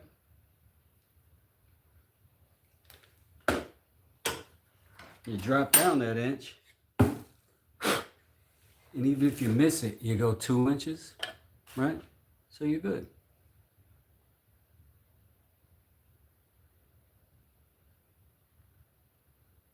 Oh man, I'm gonna tell you, when I get done, every time I come, before I do a live, I clean up anyway. Kind of keeps me honest. All right, we're back over here. So, first piece, second piece, our outside piece, and then we'll have like one of them beautiful artisan mallets, one of them things that boys like and the fellers whistle at in the workshops. God dang, man, you make that yourself? Just kidding. You never miss shims, they're everywhere, man. I'm trying to tell you. All right, here I go. This is what I'm gonna do. I kind of want to put fasteners in this because I'm impatient. But I do want to build this, kind of in a traditional way. And if you don't have a pneumatic nailer, I don't want you to be disadvantaged in this build. So let's get some glue and some daggone clamps.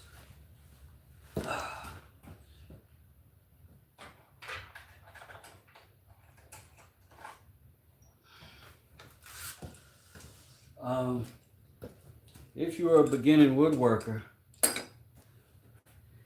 some stuff you buy when you need it. If there's anything you should buy up front, F-clamps. Buy F-clamps. It also wouldn't hurt to buy some alligator clamps, or whatever they call them in your region, because those are good and useful as well.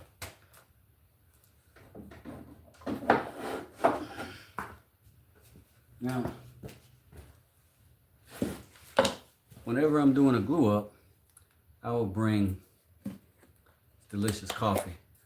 No, sawdust. That'll keep my wood from slipping and sliding around while I'm clamping down, because these are notorious for sliding stuff around. Just notorious for it. So I'm gonna go ahead. When I put my BBs in here, I don't want them stuck. I want them to be able to move around. I did that before and I epoxied them in, and I think that was a mistake. It did not feel like a dead blow mallet the same way that I felt previously. So,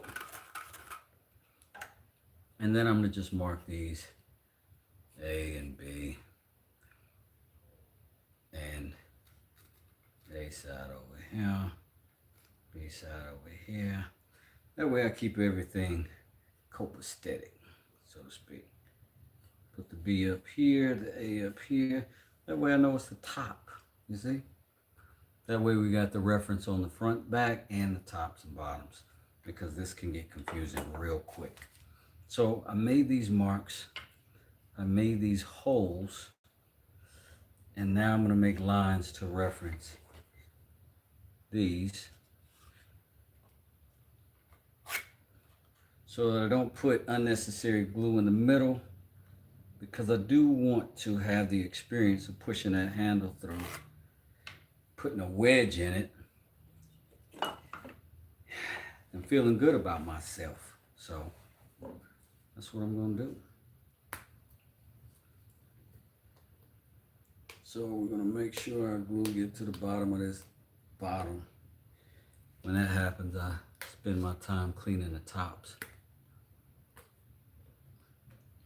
which is weirdly therapeutic, and I hope I'm not the only person that kind of looks forward to doing this part. When I was a little kid, I would put the Elmer's glue on my hands and then go home. Like, I would try to preserve it on my hands as long as I could throughout the course of the day so that I could make it home and try to fool my mother into believing that I had acquired a terrible disease and my skin was peeling off. She was a good sport. She pretended right along with me. Oh no. She was a Sawzall mom. What can I say? What can I say? So now, with this glue, I am staying a little bit away from the edges, but I'm being fairly generous with this glue. So there's going to be plenty. There's a little place here where I had a little cutout, so I'm going to kind of overstuff it. But other than that, clamps will do fine. I'm going to get a little bit of this and just sprinkle it overhead like I'm putting pepper on a good sandwich. And now, you see, I didn't put any pressure on that. I just snapped it on there, and now you can lock this thing in. Maybe this is a little small. Okay. Now that did slide a little bit. I gotta be honest with you, I'm on tape. But now it's like tough. It's on there. I'm having to press pretty aggressively. And that's what I want. And the reason I'm moving this off this edge is not because I care about that glue being there. I want to make sure that my edges are lining up like I want them to. That'll be important later. Let's cut. You know what I'm saying? Excuse me. This is a punishment for not masking up a second ago. In fact, I should go put my air filtration on real quick.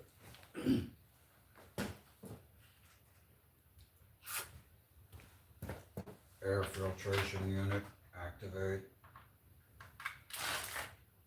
Just kidding, there's no robot. Y'all remember Rocky? I think it was Rocky 3. When Rocky had Paulie had a robot like made. Y'all remember that? I thought that was amazing. Like, you look at that now, my kids look at that and be like, how primitive. The Jetsons, how primitive. Father,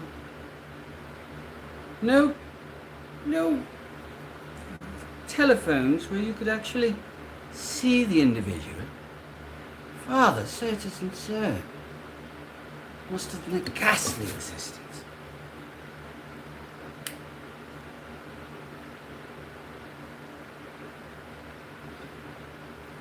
So, locking that on, making sure my corner and my top is good.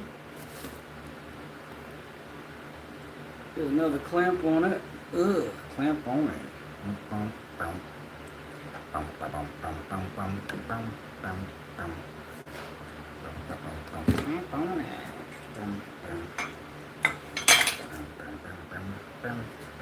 I'm gonna get this glue out of the middle. That's the only place I definitely don't want it. Out of the middle.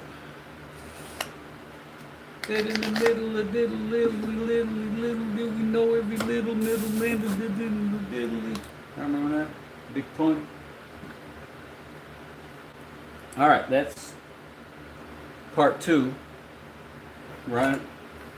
Now we've got to fill these circles, and like I said, I don't want them things stuck. I want them moving around in there. So I'm gonna scoop some of that glue out of the center of this absolutely perfect hole.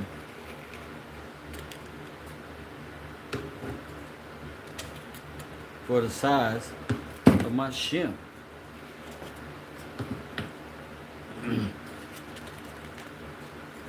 Again, most woodwork is practical. It's just practical thinking that you might not have had yet, and that you have to learn to kind of catch the groove of. But it all gets to making really simple common sense once you get accustomed to the material, once you get a little accustomed to the wood. And I promise you'll impress yourself. I promise you will. This is A, this is B, that's the top side. It's going to go on just like that. But first,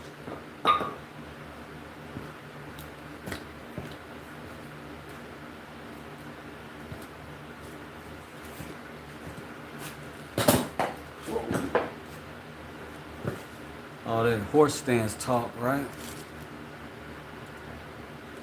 You kidding me? The Jetsons is your notification tone? That must be delightful. Let me tell you. Okay. Babies. We're going to put inside this. Inside hole.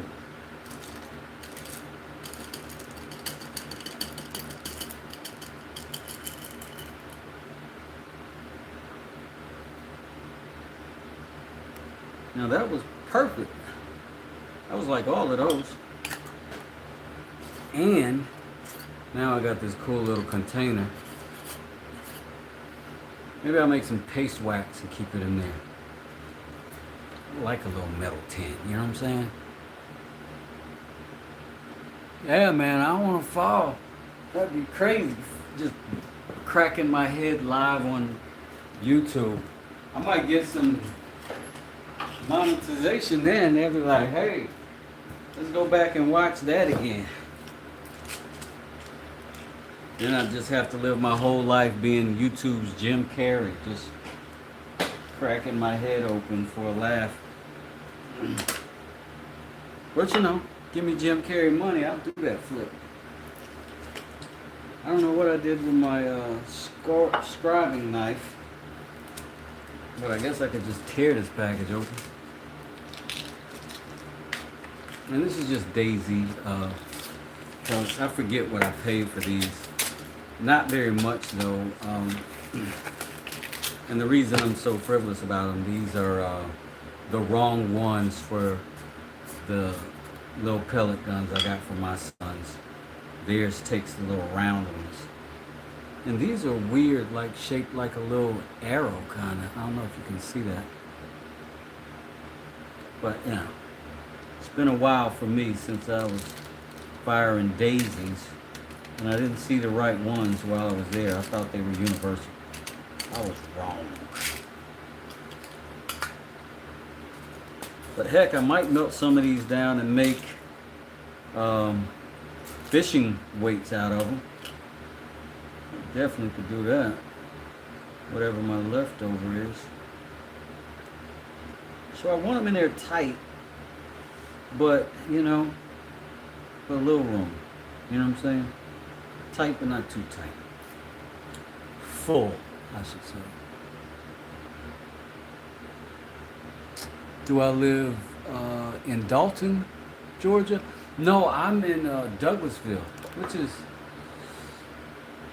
not really close to Dalton. But I've been to Dalton.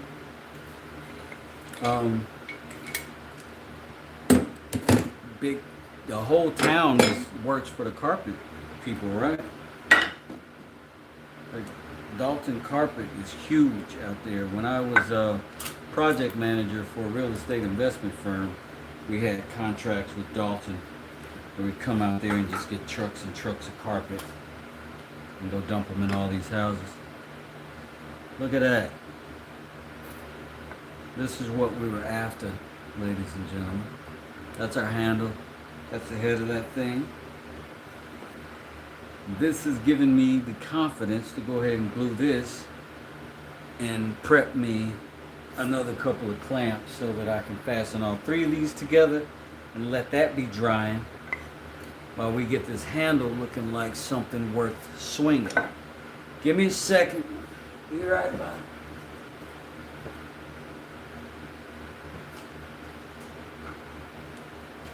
Don't worry, my friend. I'll come back for you.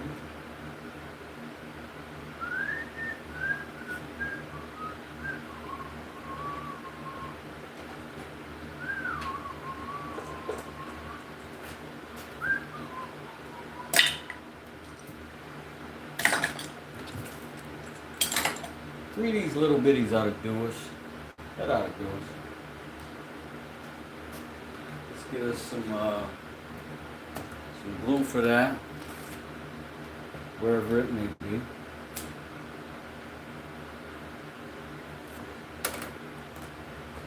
I gotta get a quick drink of water.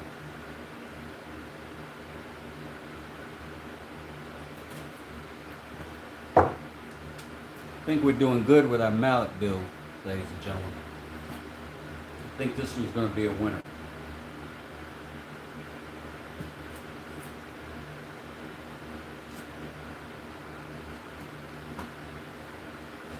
All right.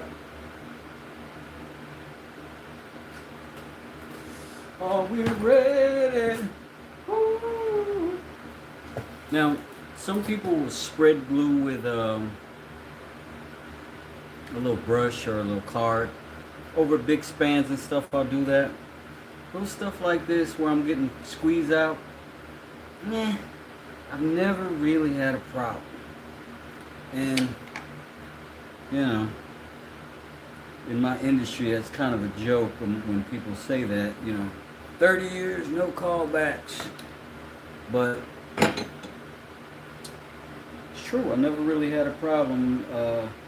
But I do err on the side of paranoia, and I tend to put more glue than I probably need,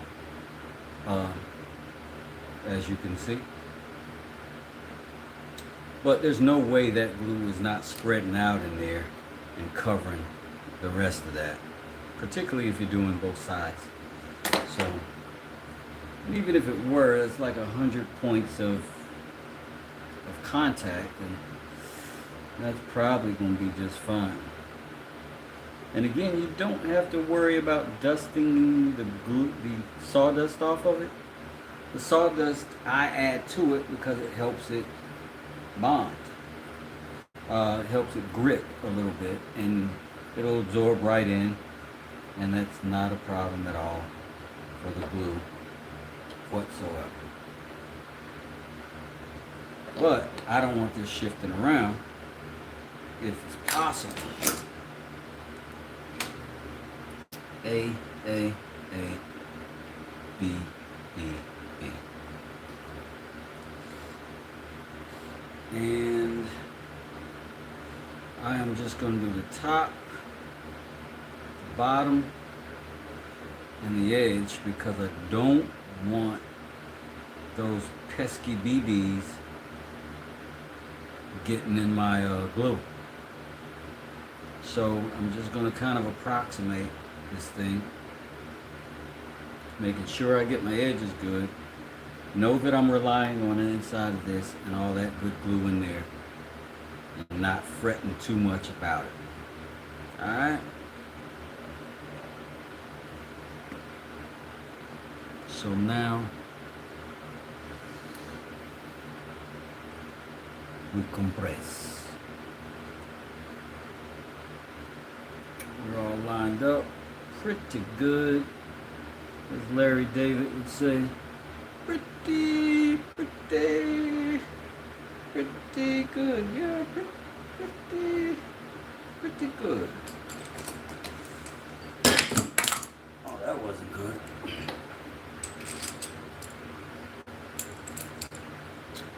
Oh, none of my clamps got pads on them. Hold on. I'll do this one first because it does. Oh, it doesn't. You know what?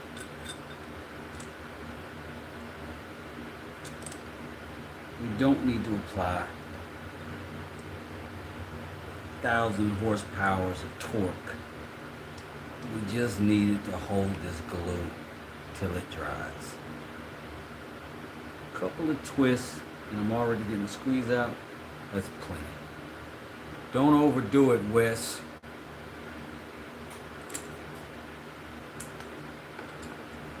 That's my inner voice talking to me. I'm gonna give myself a little clamping pressure. Tighten that up, and we just watch for the squeeze out. That's all we're after. Some squeeze out. You see it? That's what we're after. We need nothing beyond that. This is not a strongman contest. This is mallet building. Wes doesn't. Ladies and gentlemen. So we'll give that a little bit to dry. We might even take our chisel here in a second and just slice them boogers off. You know what I mean? This is always a good dang time. You ask me. But we're gonna put him to the side. Or her. Could be a her. It's a mallet after all. We'll put it right here. Safeties.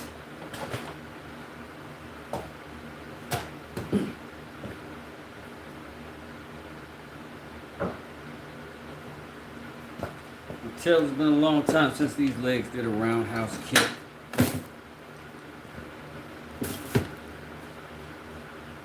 What's going on? What's going on? Some other people that said, hey. I'm sorry if I missed any of y'all's comments. But okay, here's the handle, and obviously it's too big. I got relatively small hands. So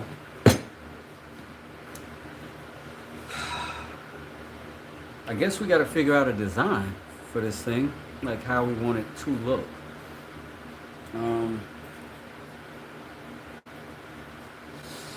Where's my? I did this the other day, but a dead blow mallet is going to be. You want to get some leverage out of it, right? So maybe we want to start contouring down. Maybe starting right here, maybe. And then we just kind of run down, widen back up at the bottom, maybe. That would mean, let's say right there. No, let's say right there. Where we start changing. And then about right there where we start coming back. That'll be midways there, and then here, the transition all the way over. Now the reason I'm making these various marks is just so I can copycat them over there on the other side. I can measure to this, and then I can duplicate exactly what I want to do. So my first thing is going to be to send these. Can you see that? Maybe not. I'll make it darker.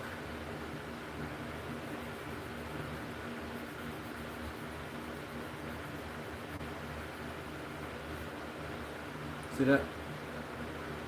So with these reference marks that I'm making here,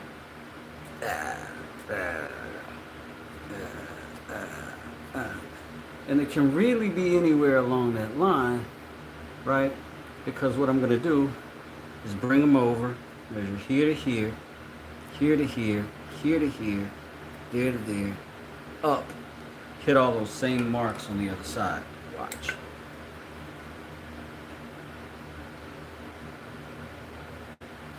that registration mark, all this is coming off, so it's, you can go right through it, no problem. It ain't art yet.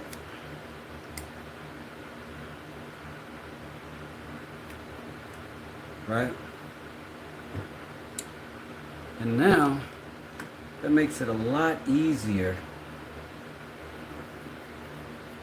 to kind of copycat what's happening on the other side. Right?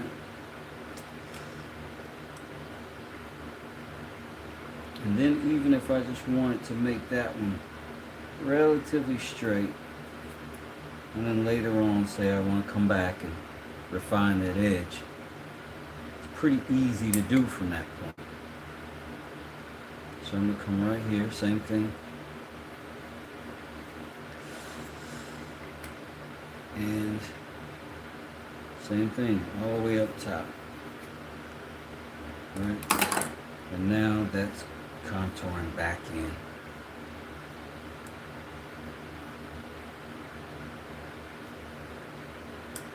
And I can reference all of those back around, same thing.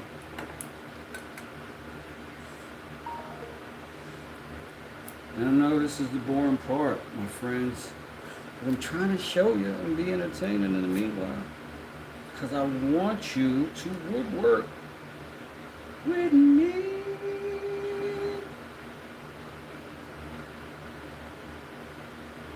Thank you, ladies and gentlemen.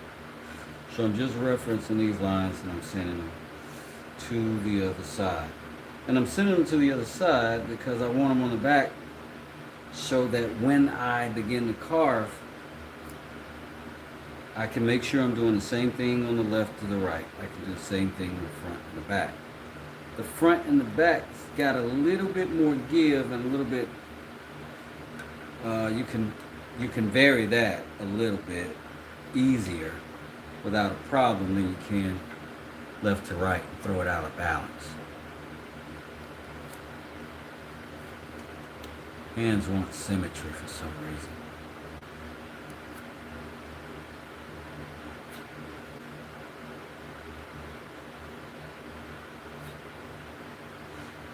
West, y'all. You don't stop. To the beach, y'all. Get your combination square tool if you're starting out. If you're a new carpenter, combination square and a square, framer square. Can't go wrong. You have those tools your whole career, no matter what. Get a durable one. Don't get the plastic one. It's not that much more to have a lifetime tool.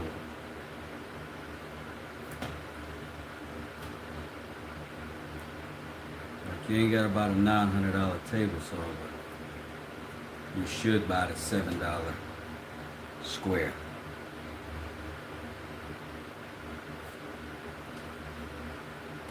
Man, I've been preaching today. Whew. I don't even know how many people in here. What's up? 26 of y'all, 33 of y'all hit me on the light. That's what's happening. Appreciate you. Appreciate you. Okay. So, again, we got our lines. We're going to reference. I'm going to go around to the other side. I'm going to do the same thing. I know where that's at, so I'm going to just copycat it down.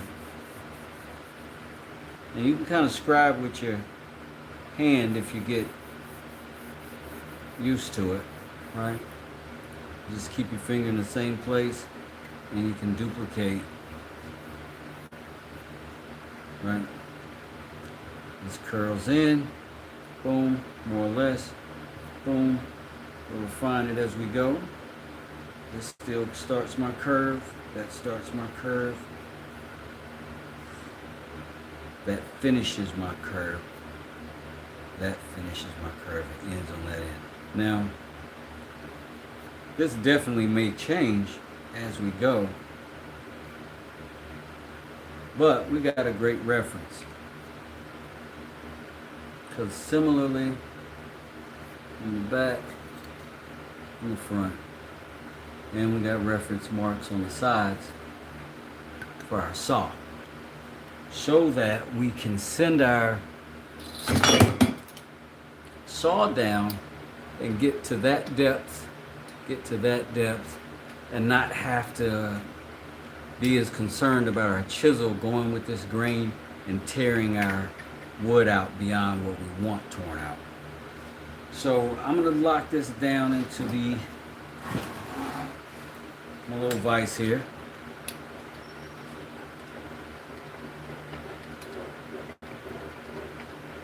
And because I've got this mark on both sides, I can go straight down and hit that mark each way.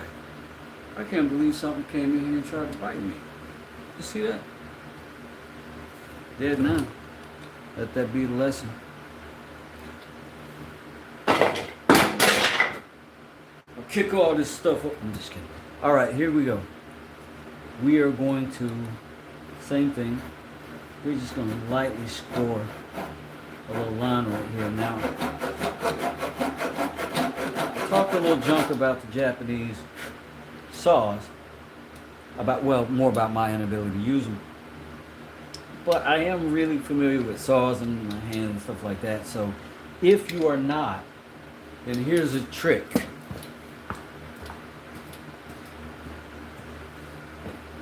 I'll do the same thing over here I just did, except I'll be a little more refined with it. Combination square right here against our line. Make sure it's tight. Score that line. Now those fibers are broken. And if you pull,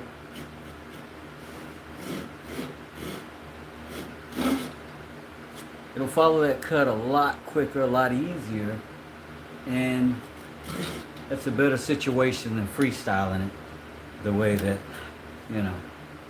I kind of can, because, I'm familiar. But again, using my thumb as a guide, once I got my teeth into the wood, I watch this side, I'm down to my line. Same here, I can stop. Same thing here. Oops, see, it jumped off. Go to our new depth on both sides. We can stop. Come down here.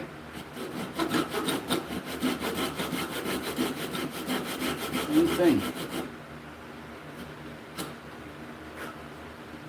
And then I'm going to stop right there. Now, we can go down and reference this line all the way down in pieces. In fact, I think I will, because that's a good way to learn it. So there we are. Try not to get overzealous. To get comfortable. Accidentally go too far. Make a tiny little skinny handle. And we used to say in framing carpentry, you can take it off, but you can't put it back. However, woodworkers put it back all the time. Who's in Paulding County? Pine? I forgot you was that close. You really ought to come through, man. Or I gotta come find you one day. All right. Now, let me tell you guys ahead of time. I'm no Rex Kruger. Don't get mad at my chisel. All right. So here's what I'm going to do. I'm going to just slice in. Now, I've already got this reference mark here, so I don't think we can ruin that just yet. But what I want to do is go over to it. And see, you want to press that way, but that's going to chip off the edge.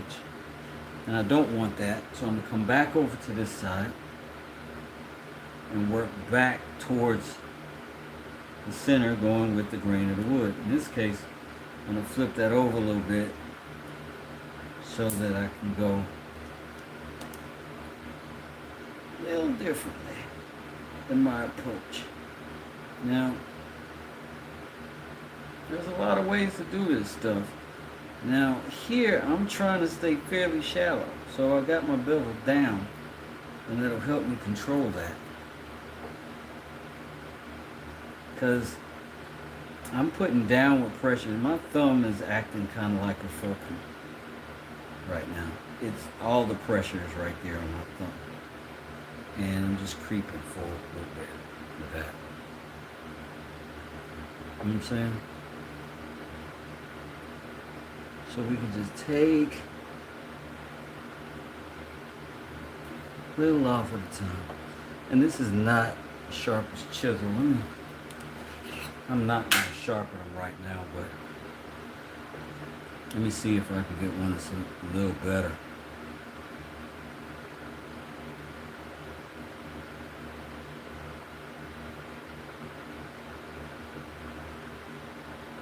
And now we're going to work a couple of techniques here today because I need practice, frankly. And now I'm going to kind of hit this corner and kind of pull that thing out, right?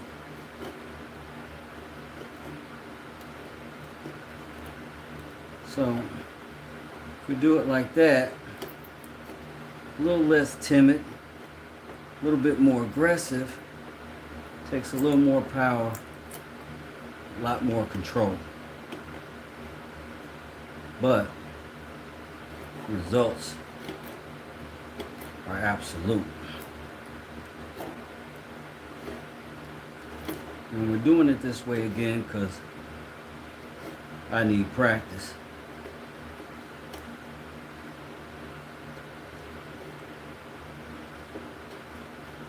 And those lines remind us of our depth.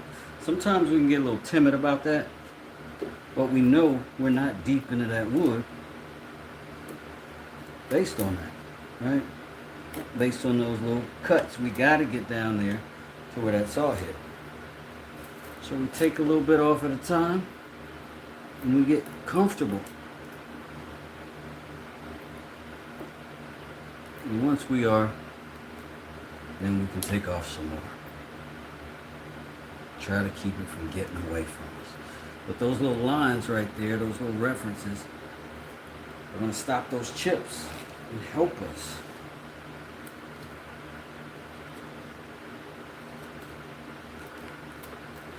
And, you know, my tendency is to want to just go deep and hog off. It's just my personality.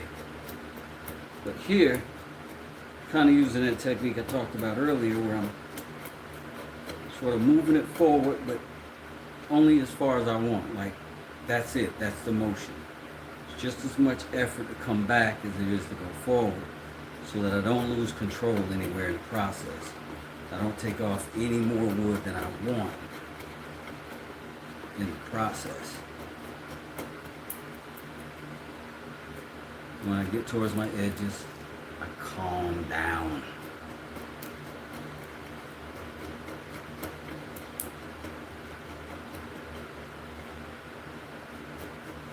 And then, not a lot of time, we'll have us a mallet coming together while our glue is drying up. And maybe the head of that thing will be ready for us by the time we get this built.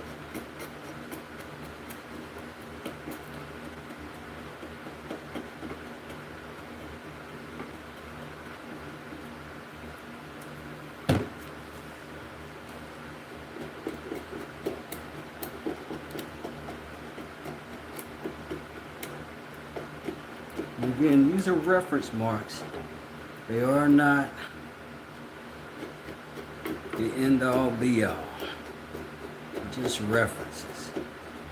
We can change it up any way we want. It's kind of the happy little tree doctrine, you know what I'm saying?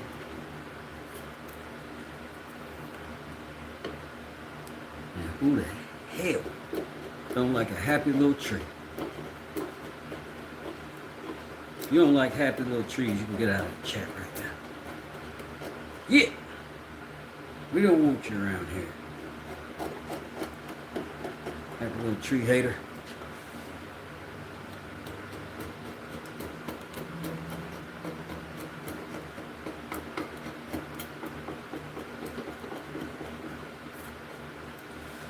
Alright. And you can see, as I'm pulling off, I tend to go a little at a time on either side, because symmetry is a thing for me visually. I like to see it the whole way, and that may not be the case for you. You may not need that, but that's the best explanation that I got for how I do it.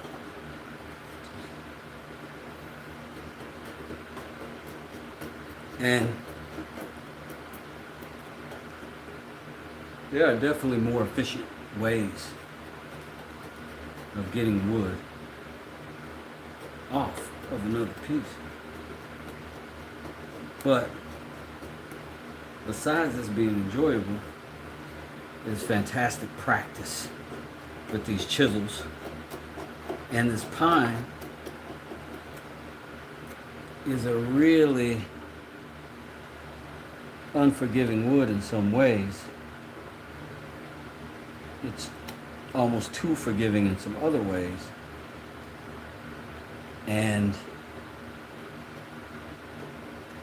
it will definitely hone skills, because that's kind of the point, that if it's hard and you're working with difficult materials, not necessarily in terms of hard wood, but difficult to work with, delicate to work with, then your skills will refine.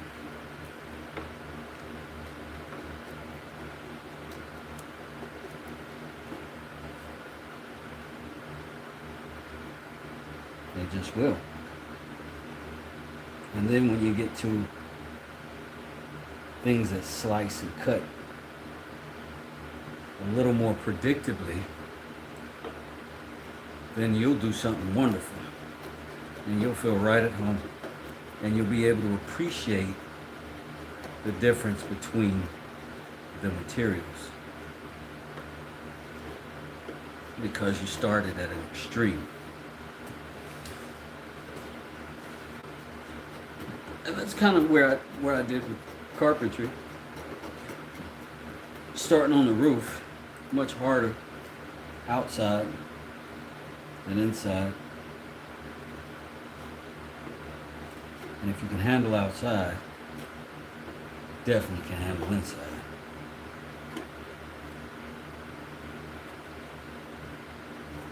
And this could be done, what I'm doing now, maybe with a carving knife.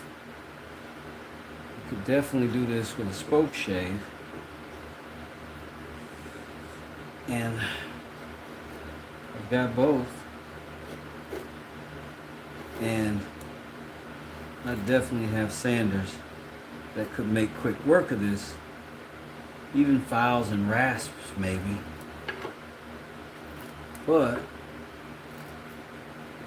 I am working a skill set here.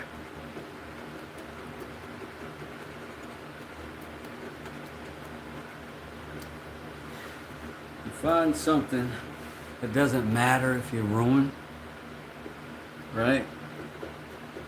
And you work on it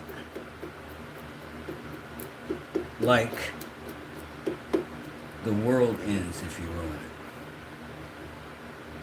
You work on it with the same care and conviction.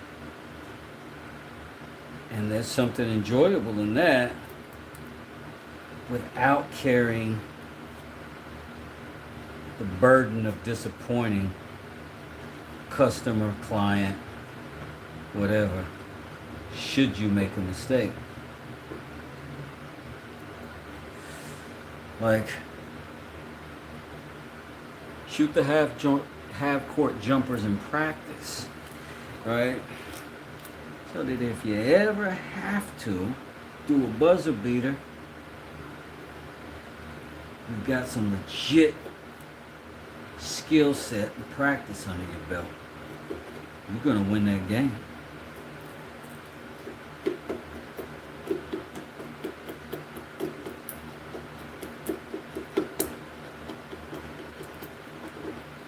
And as you see, the more I curve around there, the less of this line goes away, right?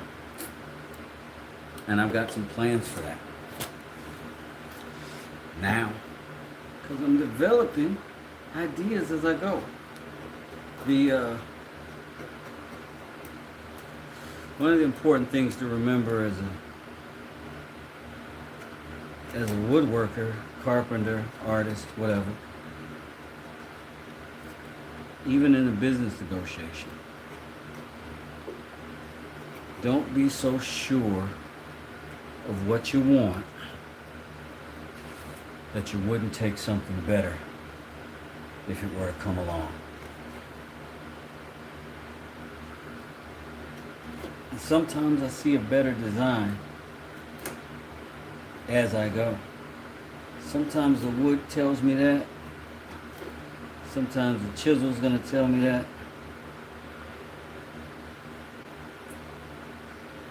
Sometimes an idea is just gonna fall out of the sky. Just for me.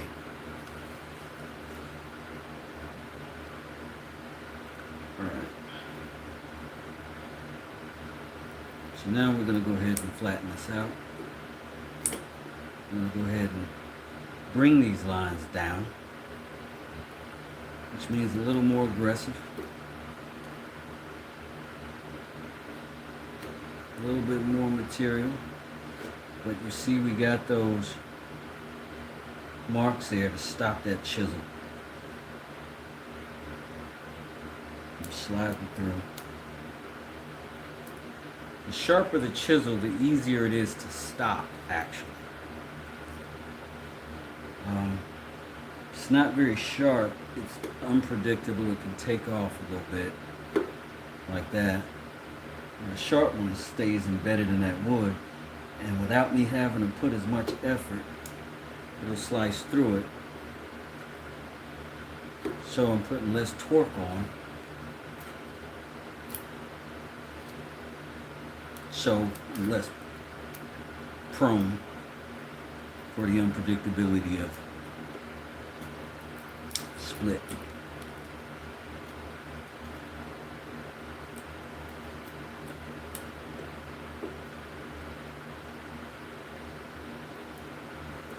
Remember, we mark these lines on both sides so we can be pretty confident that when we get to them or get to the bottom of them, that we're flat, that we're the same, because the line itself is cut flat. And we go towards that line, not through it.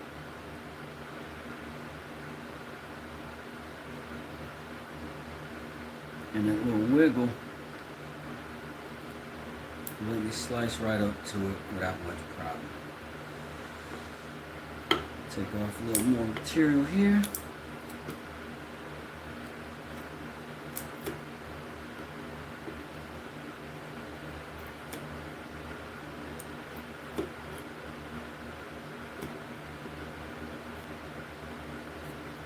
Same here. That chunk off. And then we get in that wood and we go slab. Slab. If the angle comes up a little higher, pressure goes down and the chisel will slow down a little bit if you need it to.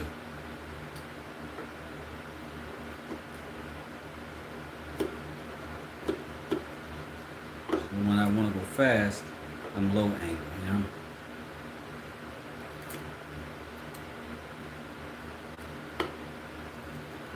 Now, technically, we're coming up where I'm going to be fighting this grain going this direction. So I'm going to want to change directions just to make it easier on myself. Flip this wood. Come back this way. On the wood, not towards me physically. But I'm going to get it as low to these lines as I can without taking them away, because I still want them as references for almost as long as I can.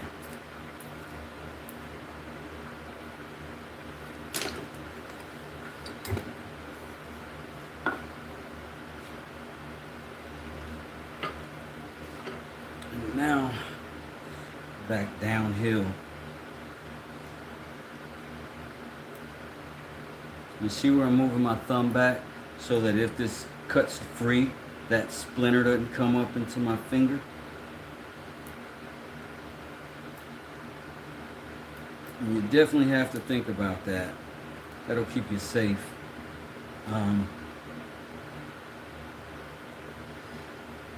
Before I ever put one foot on a roof ever in my life, the guy that was teaching me told me, as soon as you get up here, you figure out where you're going to fall. And I was like, what? He said, every single step you take on this roof, you figure out, if you lose control, where are you going? And when you walk across this roof, you walk in such a way that the path you take, if you were to fall, gives you as many opportunities to stop that fall as possible.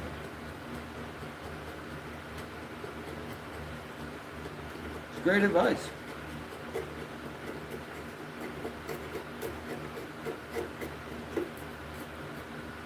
And we're really starting to form a nice little situation here. And I'm letting this chisel do a little bit of the work that maybe a rasp would do, maybe a file would do. But this really does feel like good practice this way. So I'm gonna let it be that. I maybe even could have put a little plane on this.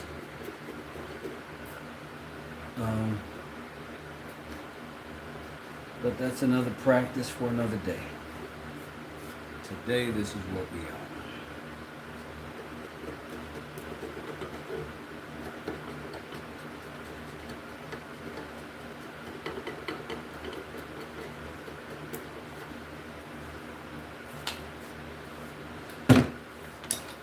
Going swimming. Let's see what the chat's saying. The tenant credit to make a log in the future. Buy how many vids you develop when a tenant going. Alright. FYI, y'all, I did say that I was going to try to drop some long form. And I got a good edit going today, but I could not get a good connection with the microphone, so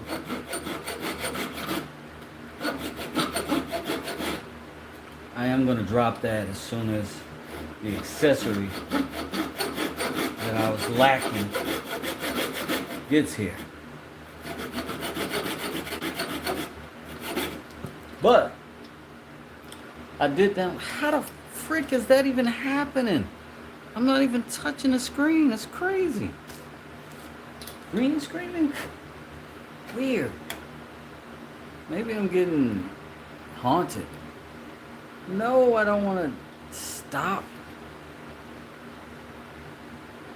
Weird. Maybe sawdust and ghosts. Maybe the ghosts. That guy did come in here and tell me my soul was in danger, so maybe this was going on. I'm being canceled in celestial spaces. My apologies. this little Japanese handsaw. This is just a little simple cutter. I'm getting down to these reference points in my lines, get the depth, and I'm going across and translating that from this side to that side the full way, just so I can have references for symmetry's sake.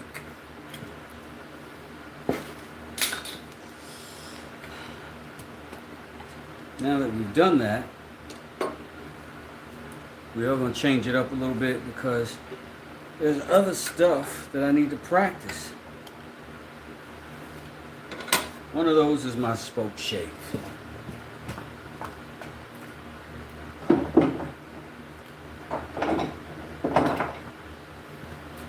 so, we're going to do a little shaving of the spokes this evening. Two hands, we're just pulling it towards us. Just pulling it towards us. Oh, and as soon as that thing bites in good, it's like heaven.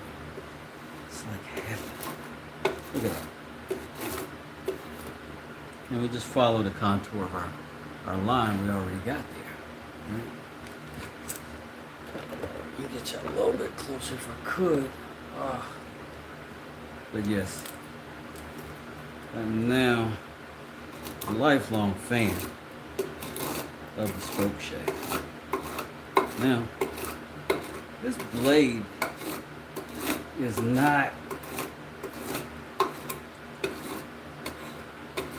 I would say, super sharp, because it's a little bumpy. You can hear it, you know. But that also could be my lack of tuning, which is also suspect to say the least. So, you know, I'm not downing on the probably Chinese manufacturer of this spoke shave, because it's amazing. I'm not amazing. But I got it on Amazon Basics. And this is really good at taking material off.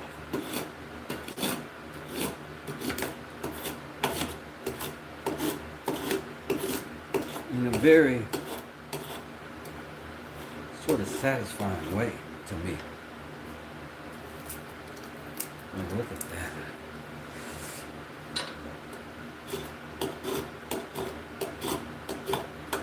Man, yeah, how aggressive that is though.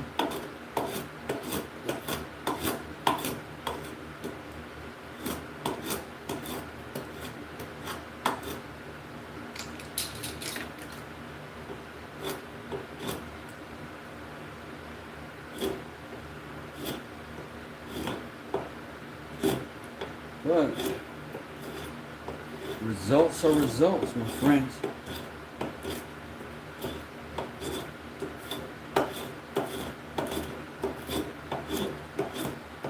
Here I'm just pulling out some of that in the middle. And this is, I think, what many woodworkers would refer to as hogging off material here. It's sort of delicate, sort of. Let's see how we are on our symmetry. Terrible so far. Let's see what's different, what needs to change. We need to round over more here. Same back here. Let's start with this one. This is a little more extreme back here, so we'll get it right first.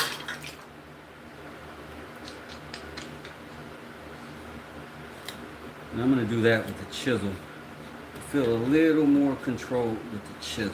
You don't need a lot of material off right now, so.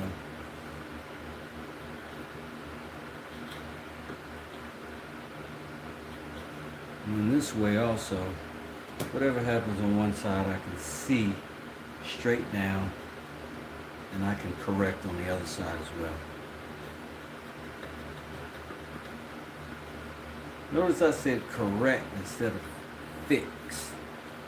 Notice I said correct instead of if I mess up something. I'm saying sometimes the wood chooses. And we think it's a mistake, but oh no. The wood has chosen.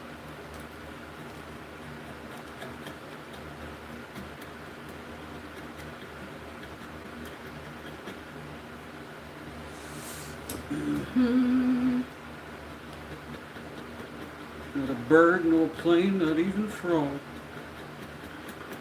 Just little old me. Underdog. Underdog was my favorite cartoon character back in the day. It was like, 'cause he was just a good regular little dog, you know? He was a good guy. Had a little girlfriend he liked, you know? And he'd go take off, come back, put some skill set on some bad guys. And he did not need credit for it. That was the story about Underdog. He didn't need credit for it. He did the right thing, and as far as anybody else was concerned, he was a janitor. And that's alright. If that ain't a West story, I don't know what is.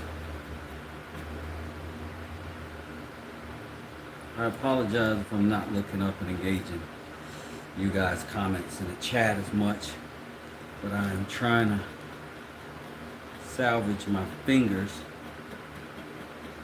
And whereas I can incessantly ramble on whilst slicing wood, I do have the deficiency of not being able to read as I'm slicing wood towards my crotch. So, there's that. But I sincerely appreciate y'all riding with me, man. This is just really fantastic. So, we're getting somewhere with this handle. We've got some serious symmetry happening now. And now we've just got to get this side looking the same. And we're going to start with the chisel again, because why not? That's what we got control of. That's what we're comfortable with. That's what we're working on right now.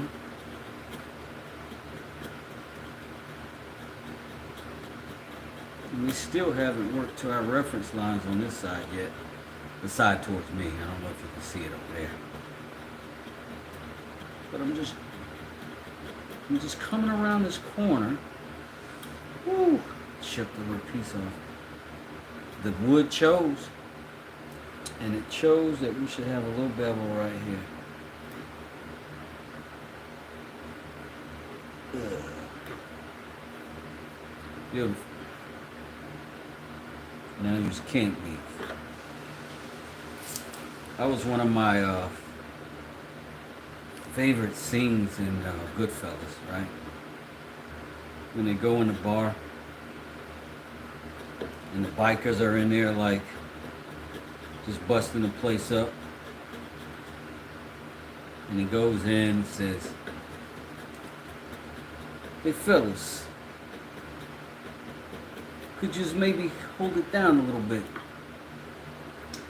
And the guy goes, "Oh, can we hold it down?" "Yeah, we can hold it down." He goes, "Thank yous." And he goes to walk off. And the guy starts spraying beer. And he says, "All right, Now I'm going to have to ask you to leave. And they start laughing. And they start spraying more beer on them. Guy walks over to the door, turns, locks the door, turns back to look at the group and says, "Now you can't leave." And the whole scenario changes. So whenever this wood says, "Nah, I want to be shaped like this,"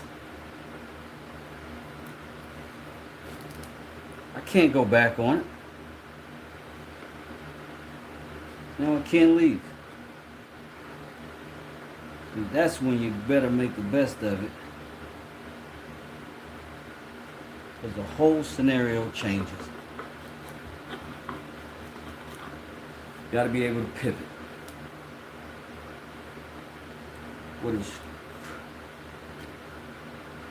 something really weird that's going on right now is that I got a kind of a chamfer happening on this side, and I've got a roundover happening on this side. And I kind of prefer the chamfer visually, but I'd have to dig too much out of it to get a roundover back down to a chamfer, so I'm going to do the opposite. But I will make note that next time, maybe a nice chamfered edge on all four corners, the full length, would be nice. Would be nice.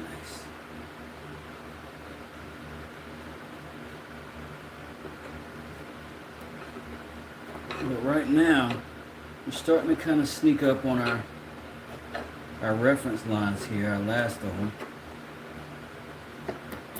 And you know, when we get those gone, we're kind of on our way. But I do have some more on this side. I'll show you that. Like it's pretty deep. Pretty deep.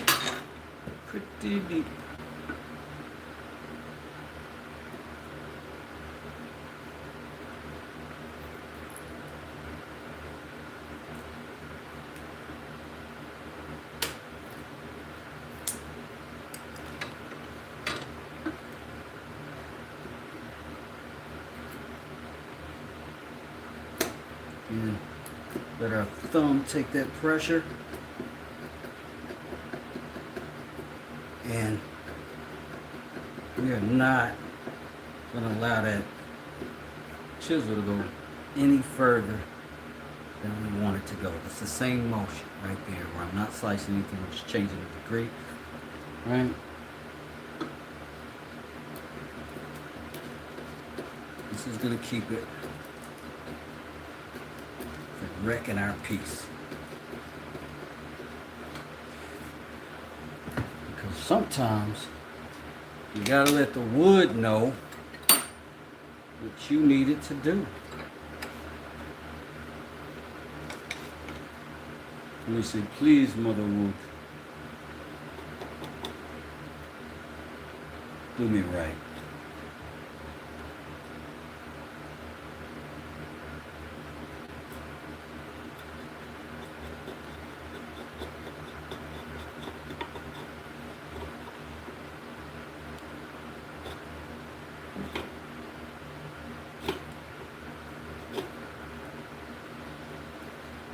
Alright, I'm getting a little overzealous. You saw that, right?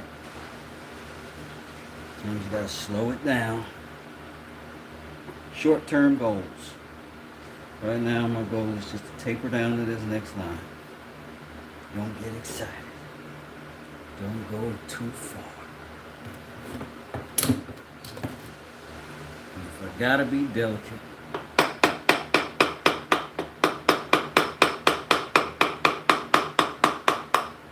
and that's what I'm gonna be.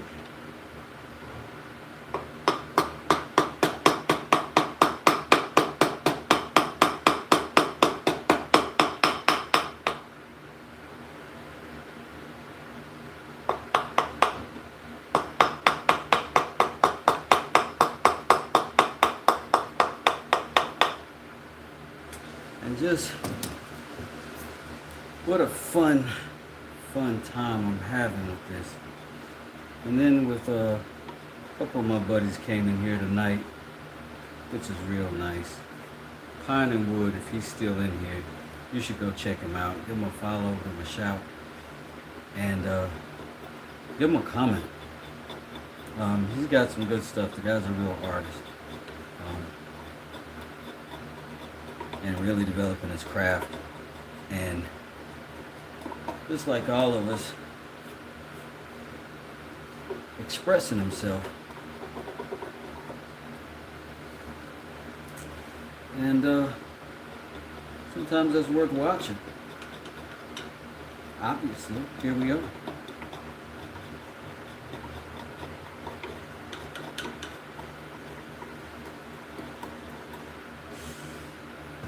Now, again, I'm just kind of flatten out a little bit more as I go. These two I'm a little nervous about because they might be a little deeper than what I was intending on going, but I'm not for sure on that. But I think I can still be alright even if it is deeper, right? It's just the wood choosing, or the saw.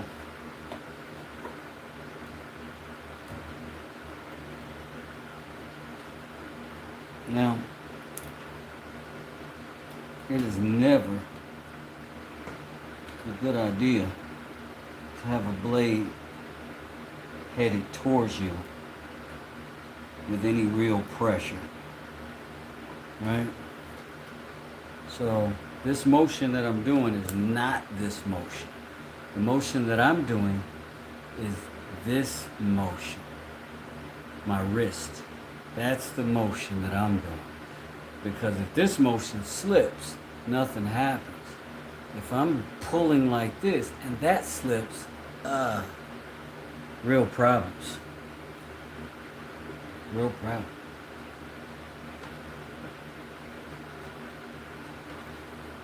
So again, we're being mindful, thoughtful, careful.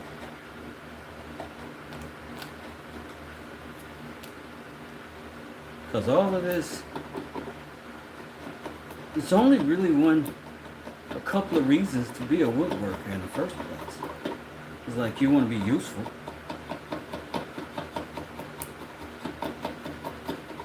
And whatever job you do, there's a part of you that really wants to be useful at it.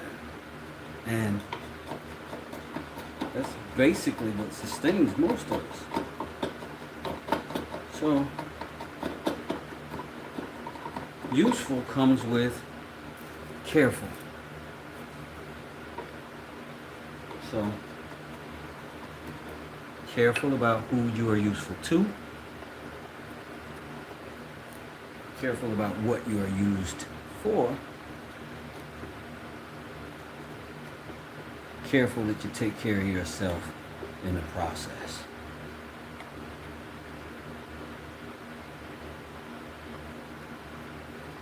By not sending chisels to your crotch.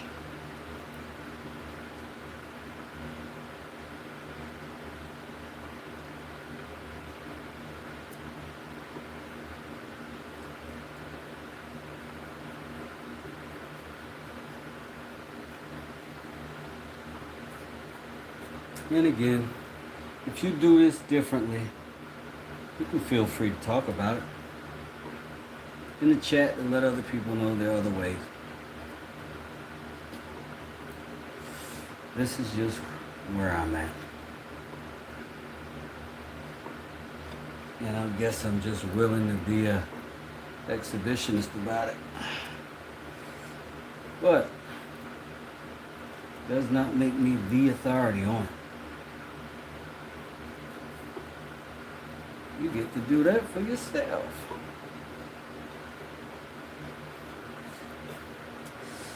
So we smooth out quite a bit of this. We're getting a nice developing handle here. More important, We're really getting a handle on this chisel. I made a dumb pun just now and I apologize. I didn't do it on purpose. Try not to over pun. You know what I'm saying?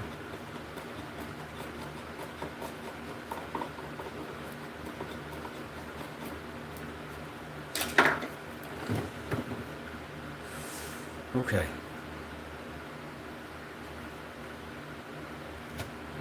This is good, but it's still a little thick. It's a little thick. A little thick. Here's what I'm going to do. I'm going to bring me a little taper this way and this way as well. That's what I'm going to do. First, I'm going to clean this. I'm going to make that exactly the same as much as I can so that I don't have to worry about that dimension at the same time.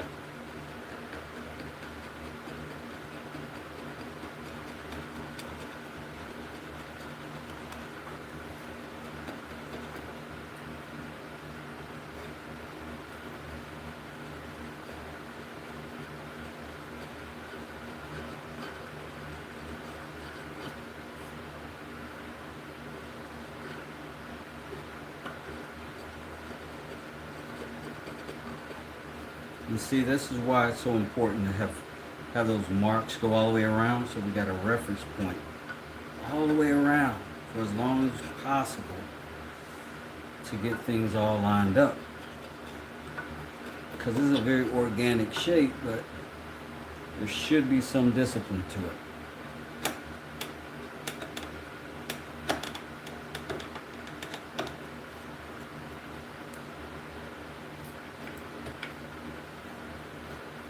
And that is what's going to give us the consistency. And the consistency is what is our indicator of quality.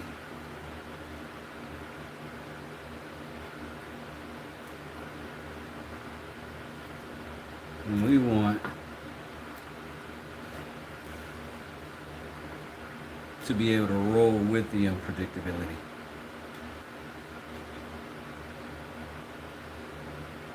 Or create the stability ourselves.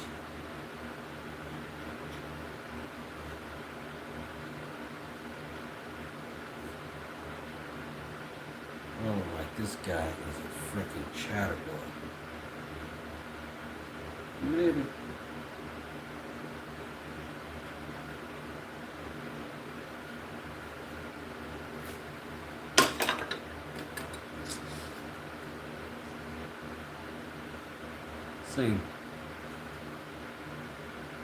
Same for the most part.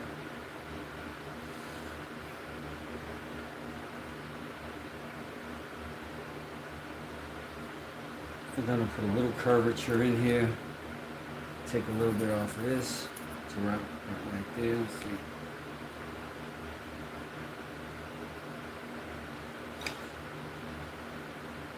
Take just a little bit off of that.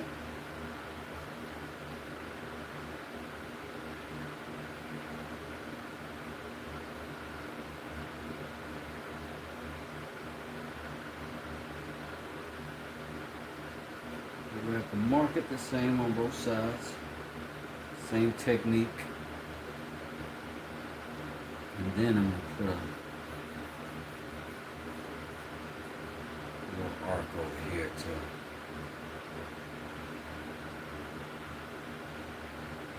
I'm going to kind of draw it like a little circle here.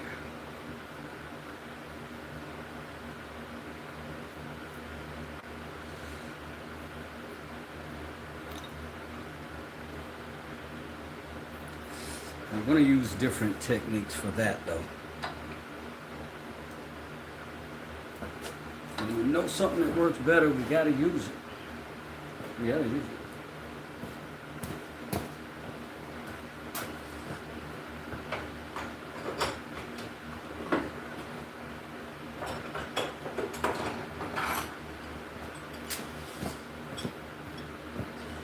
We got these files.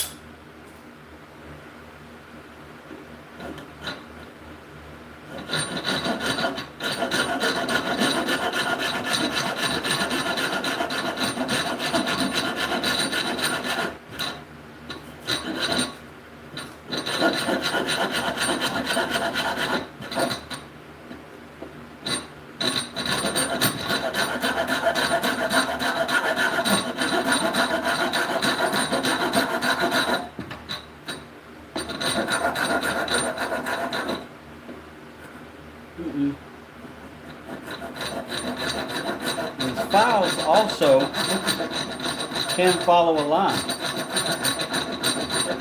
So as you cut down,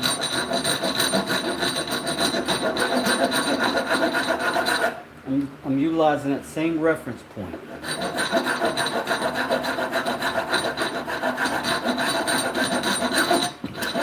And then I'm starting to put my angle on it, or my round over on it. And I'm going to do that over to this side as well.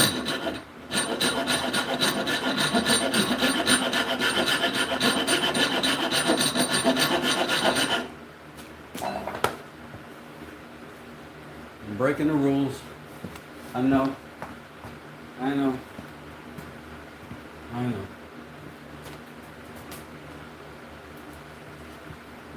I'm back. So,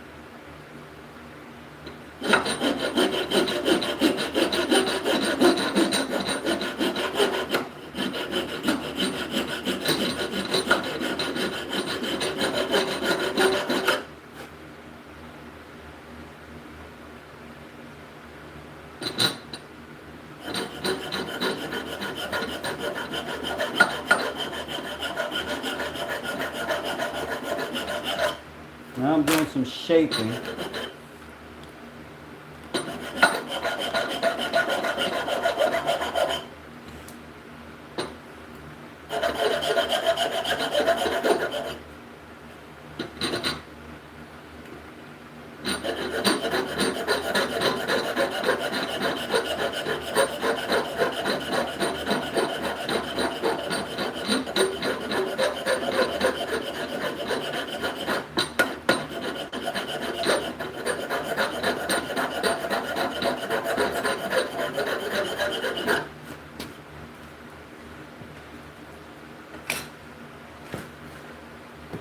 You gotta be able to change position if you have to. Nothing wrong with getting up out of your seat.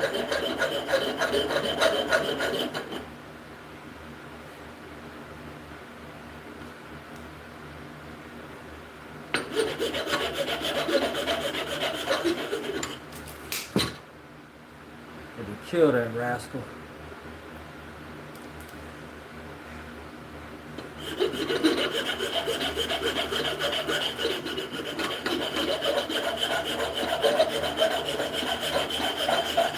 Now we can erase those lines.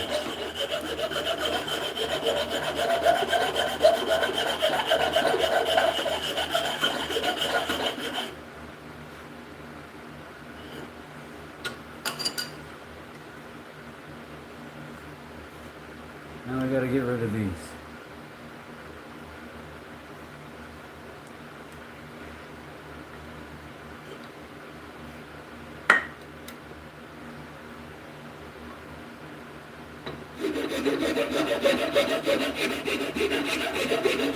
Flatten it out to our depth.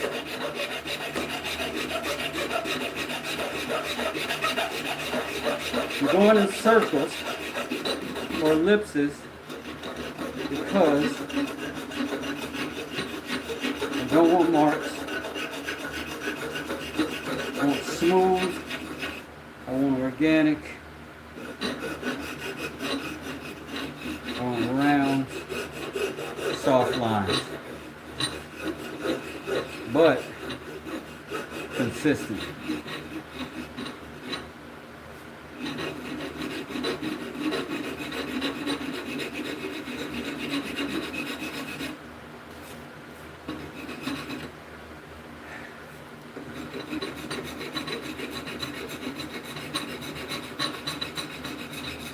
now I don't care at all about the lines.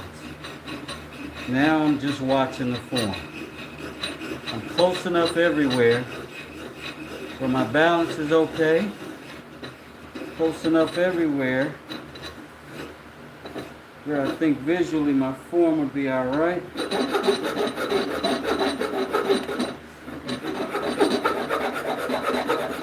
Now I just want it refined.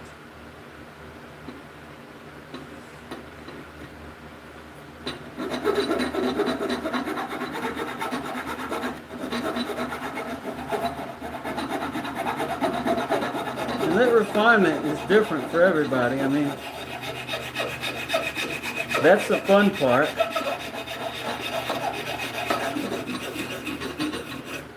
That's when you're kind of making it your own, even if you were following some sort of template or a different, somebody else's design. But here's where you get to just kind of do what you want. See what works for you.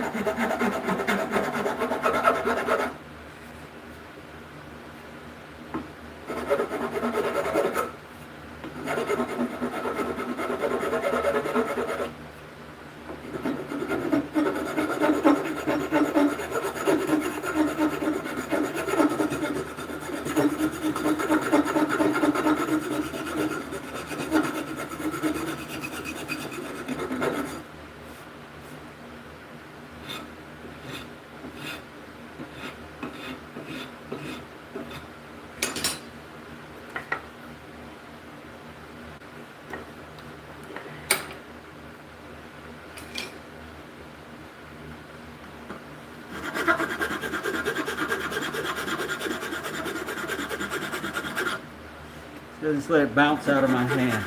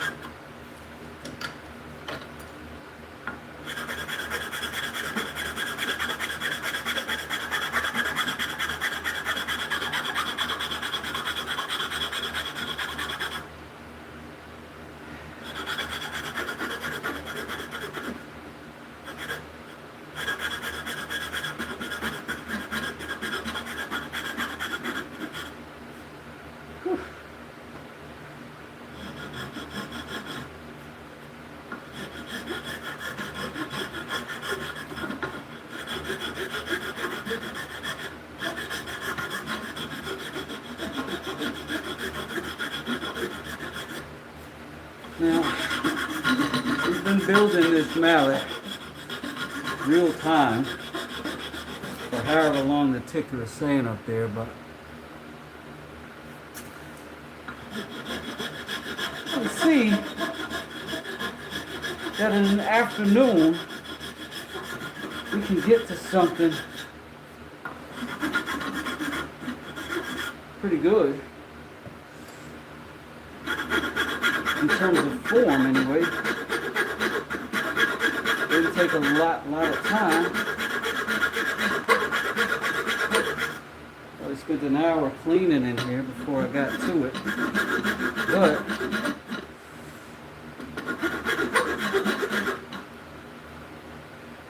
we end up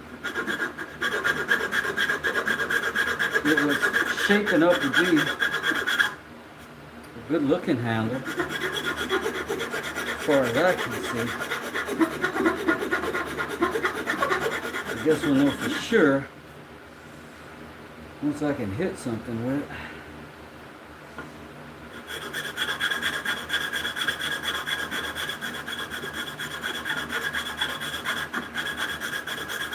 We're still taking off a little bit of material here,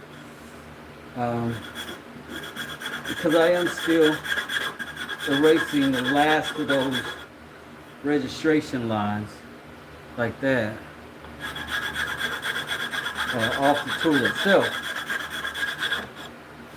because I do not want that to be a design element other than a reference.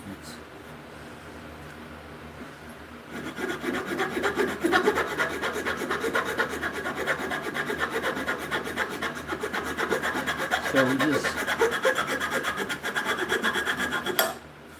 kind of grinding down through it.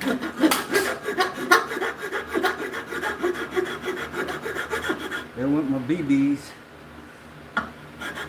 And then when it joins back into our flat plane, our flat area, taper that in so that that transition is not visible. Now, this little reference mark is here.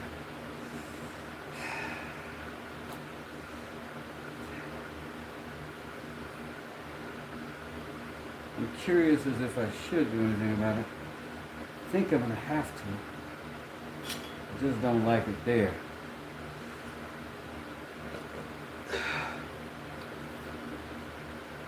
But you know, we got other toys over here. I don't know which ones I want to get to. Let's see. Let's just see how well it's going to take to get that out. It's rough. Really rough.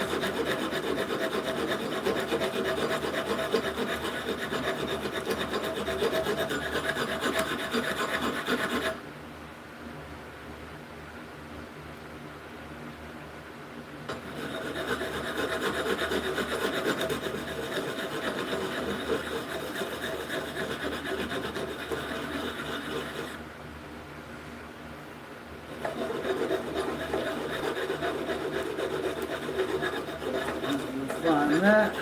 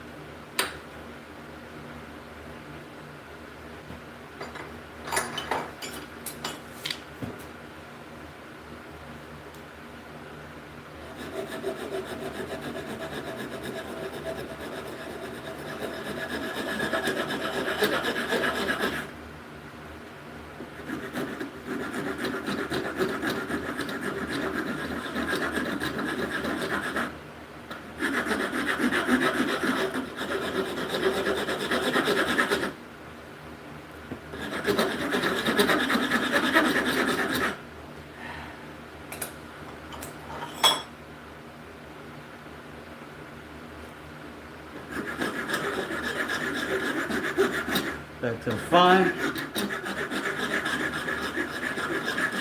Settle down all that chewed up wood. Pull those broken fibers off. And then we get back to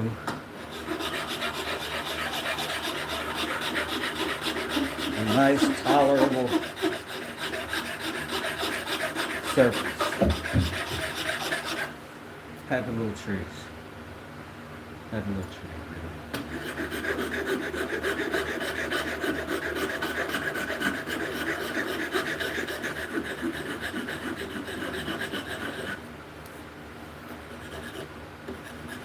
Because the only thing better than a nice sharp chamfer, in my opinion, is no discernible chamfer at all. It just feels nice, smooth, organic, comfortable in your hand.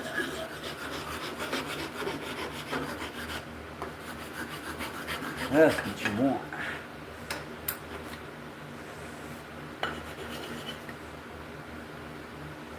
That's what you want. Gotta knock this off.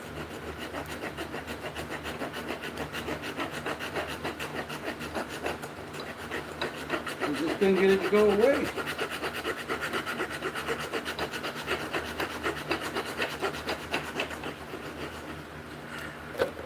Sorry.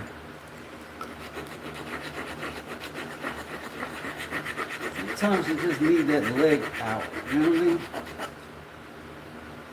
Sometimes. I'm gonna put it back on the fine.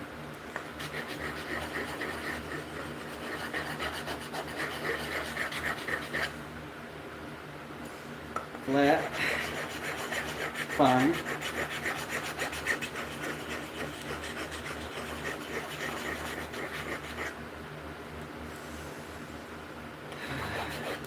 You got 2 lines left here and here.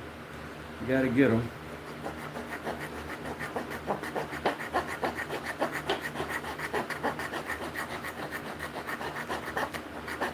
And put that course on it.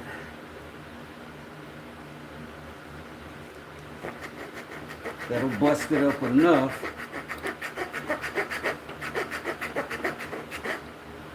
to kind of get it gone. Then I go with, once it's essentially erased, I'll flatten it back out with another fine. Not this one. This one.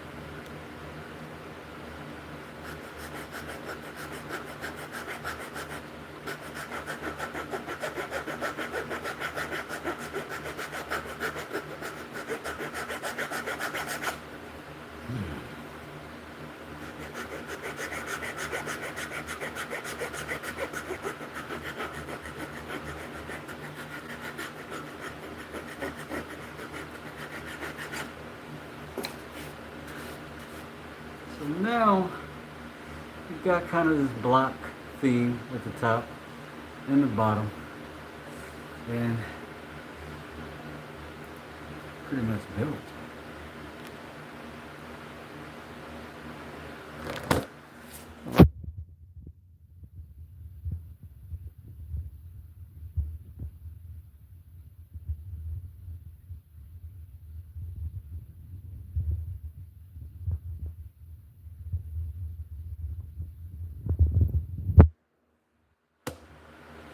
Alright, so we essentially got our handle built. I think it looks good. Let's check up on our mallet head.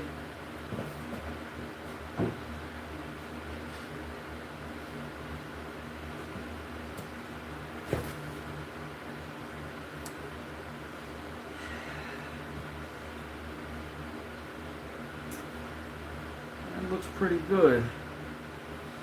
I do not suspect that it is ready and ripe for all the action that I'm going to put on it. So we will be back tomorrow afternoon,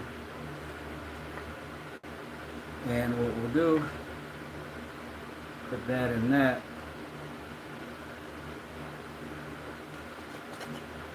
and make us a whole mallet, and hopefully it'll be pretty too, maybe.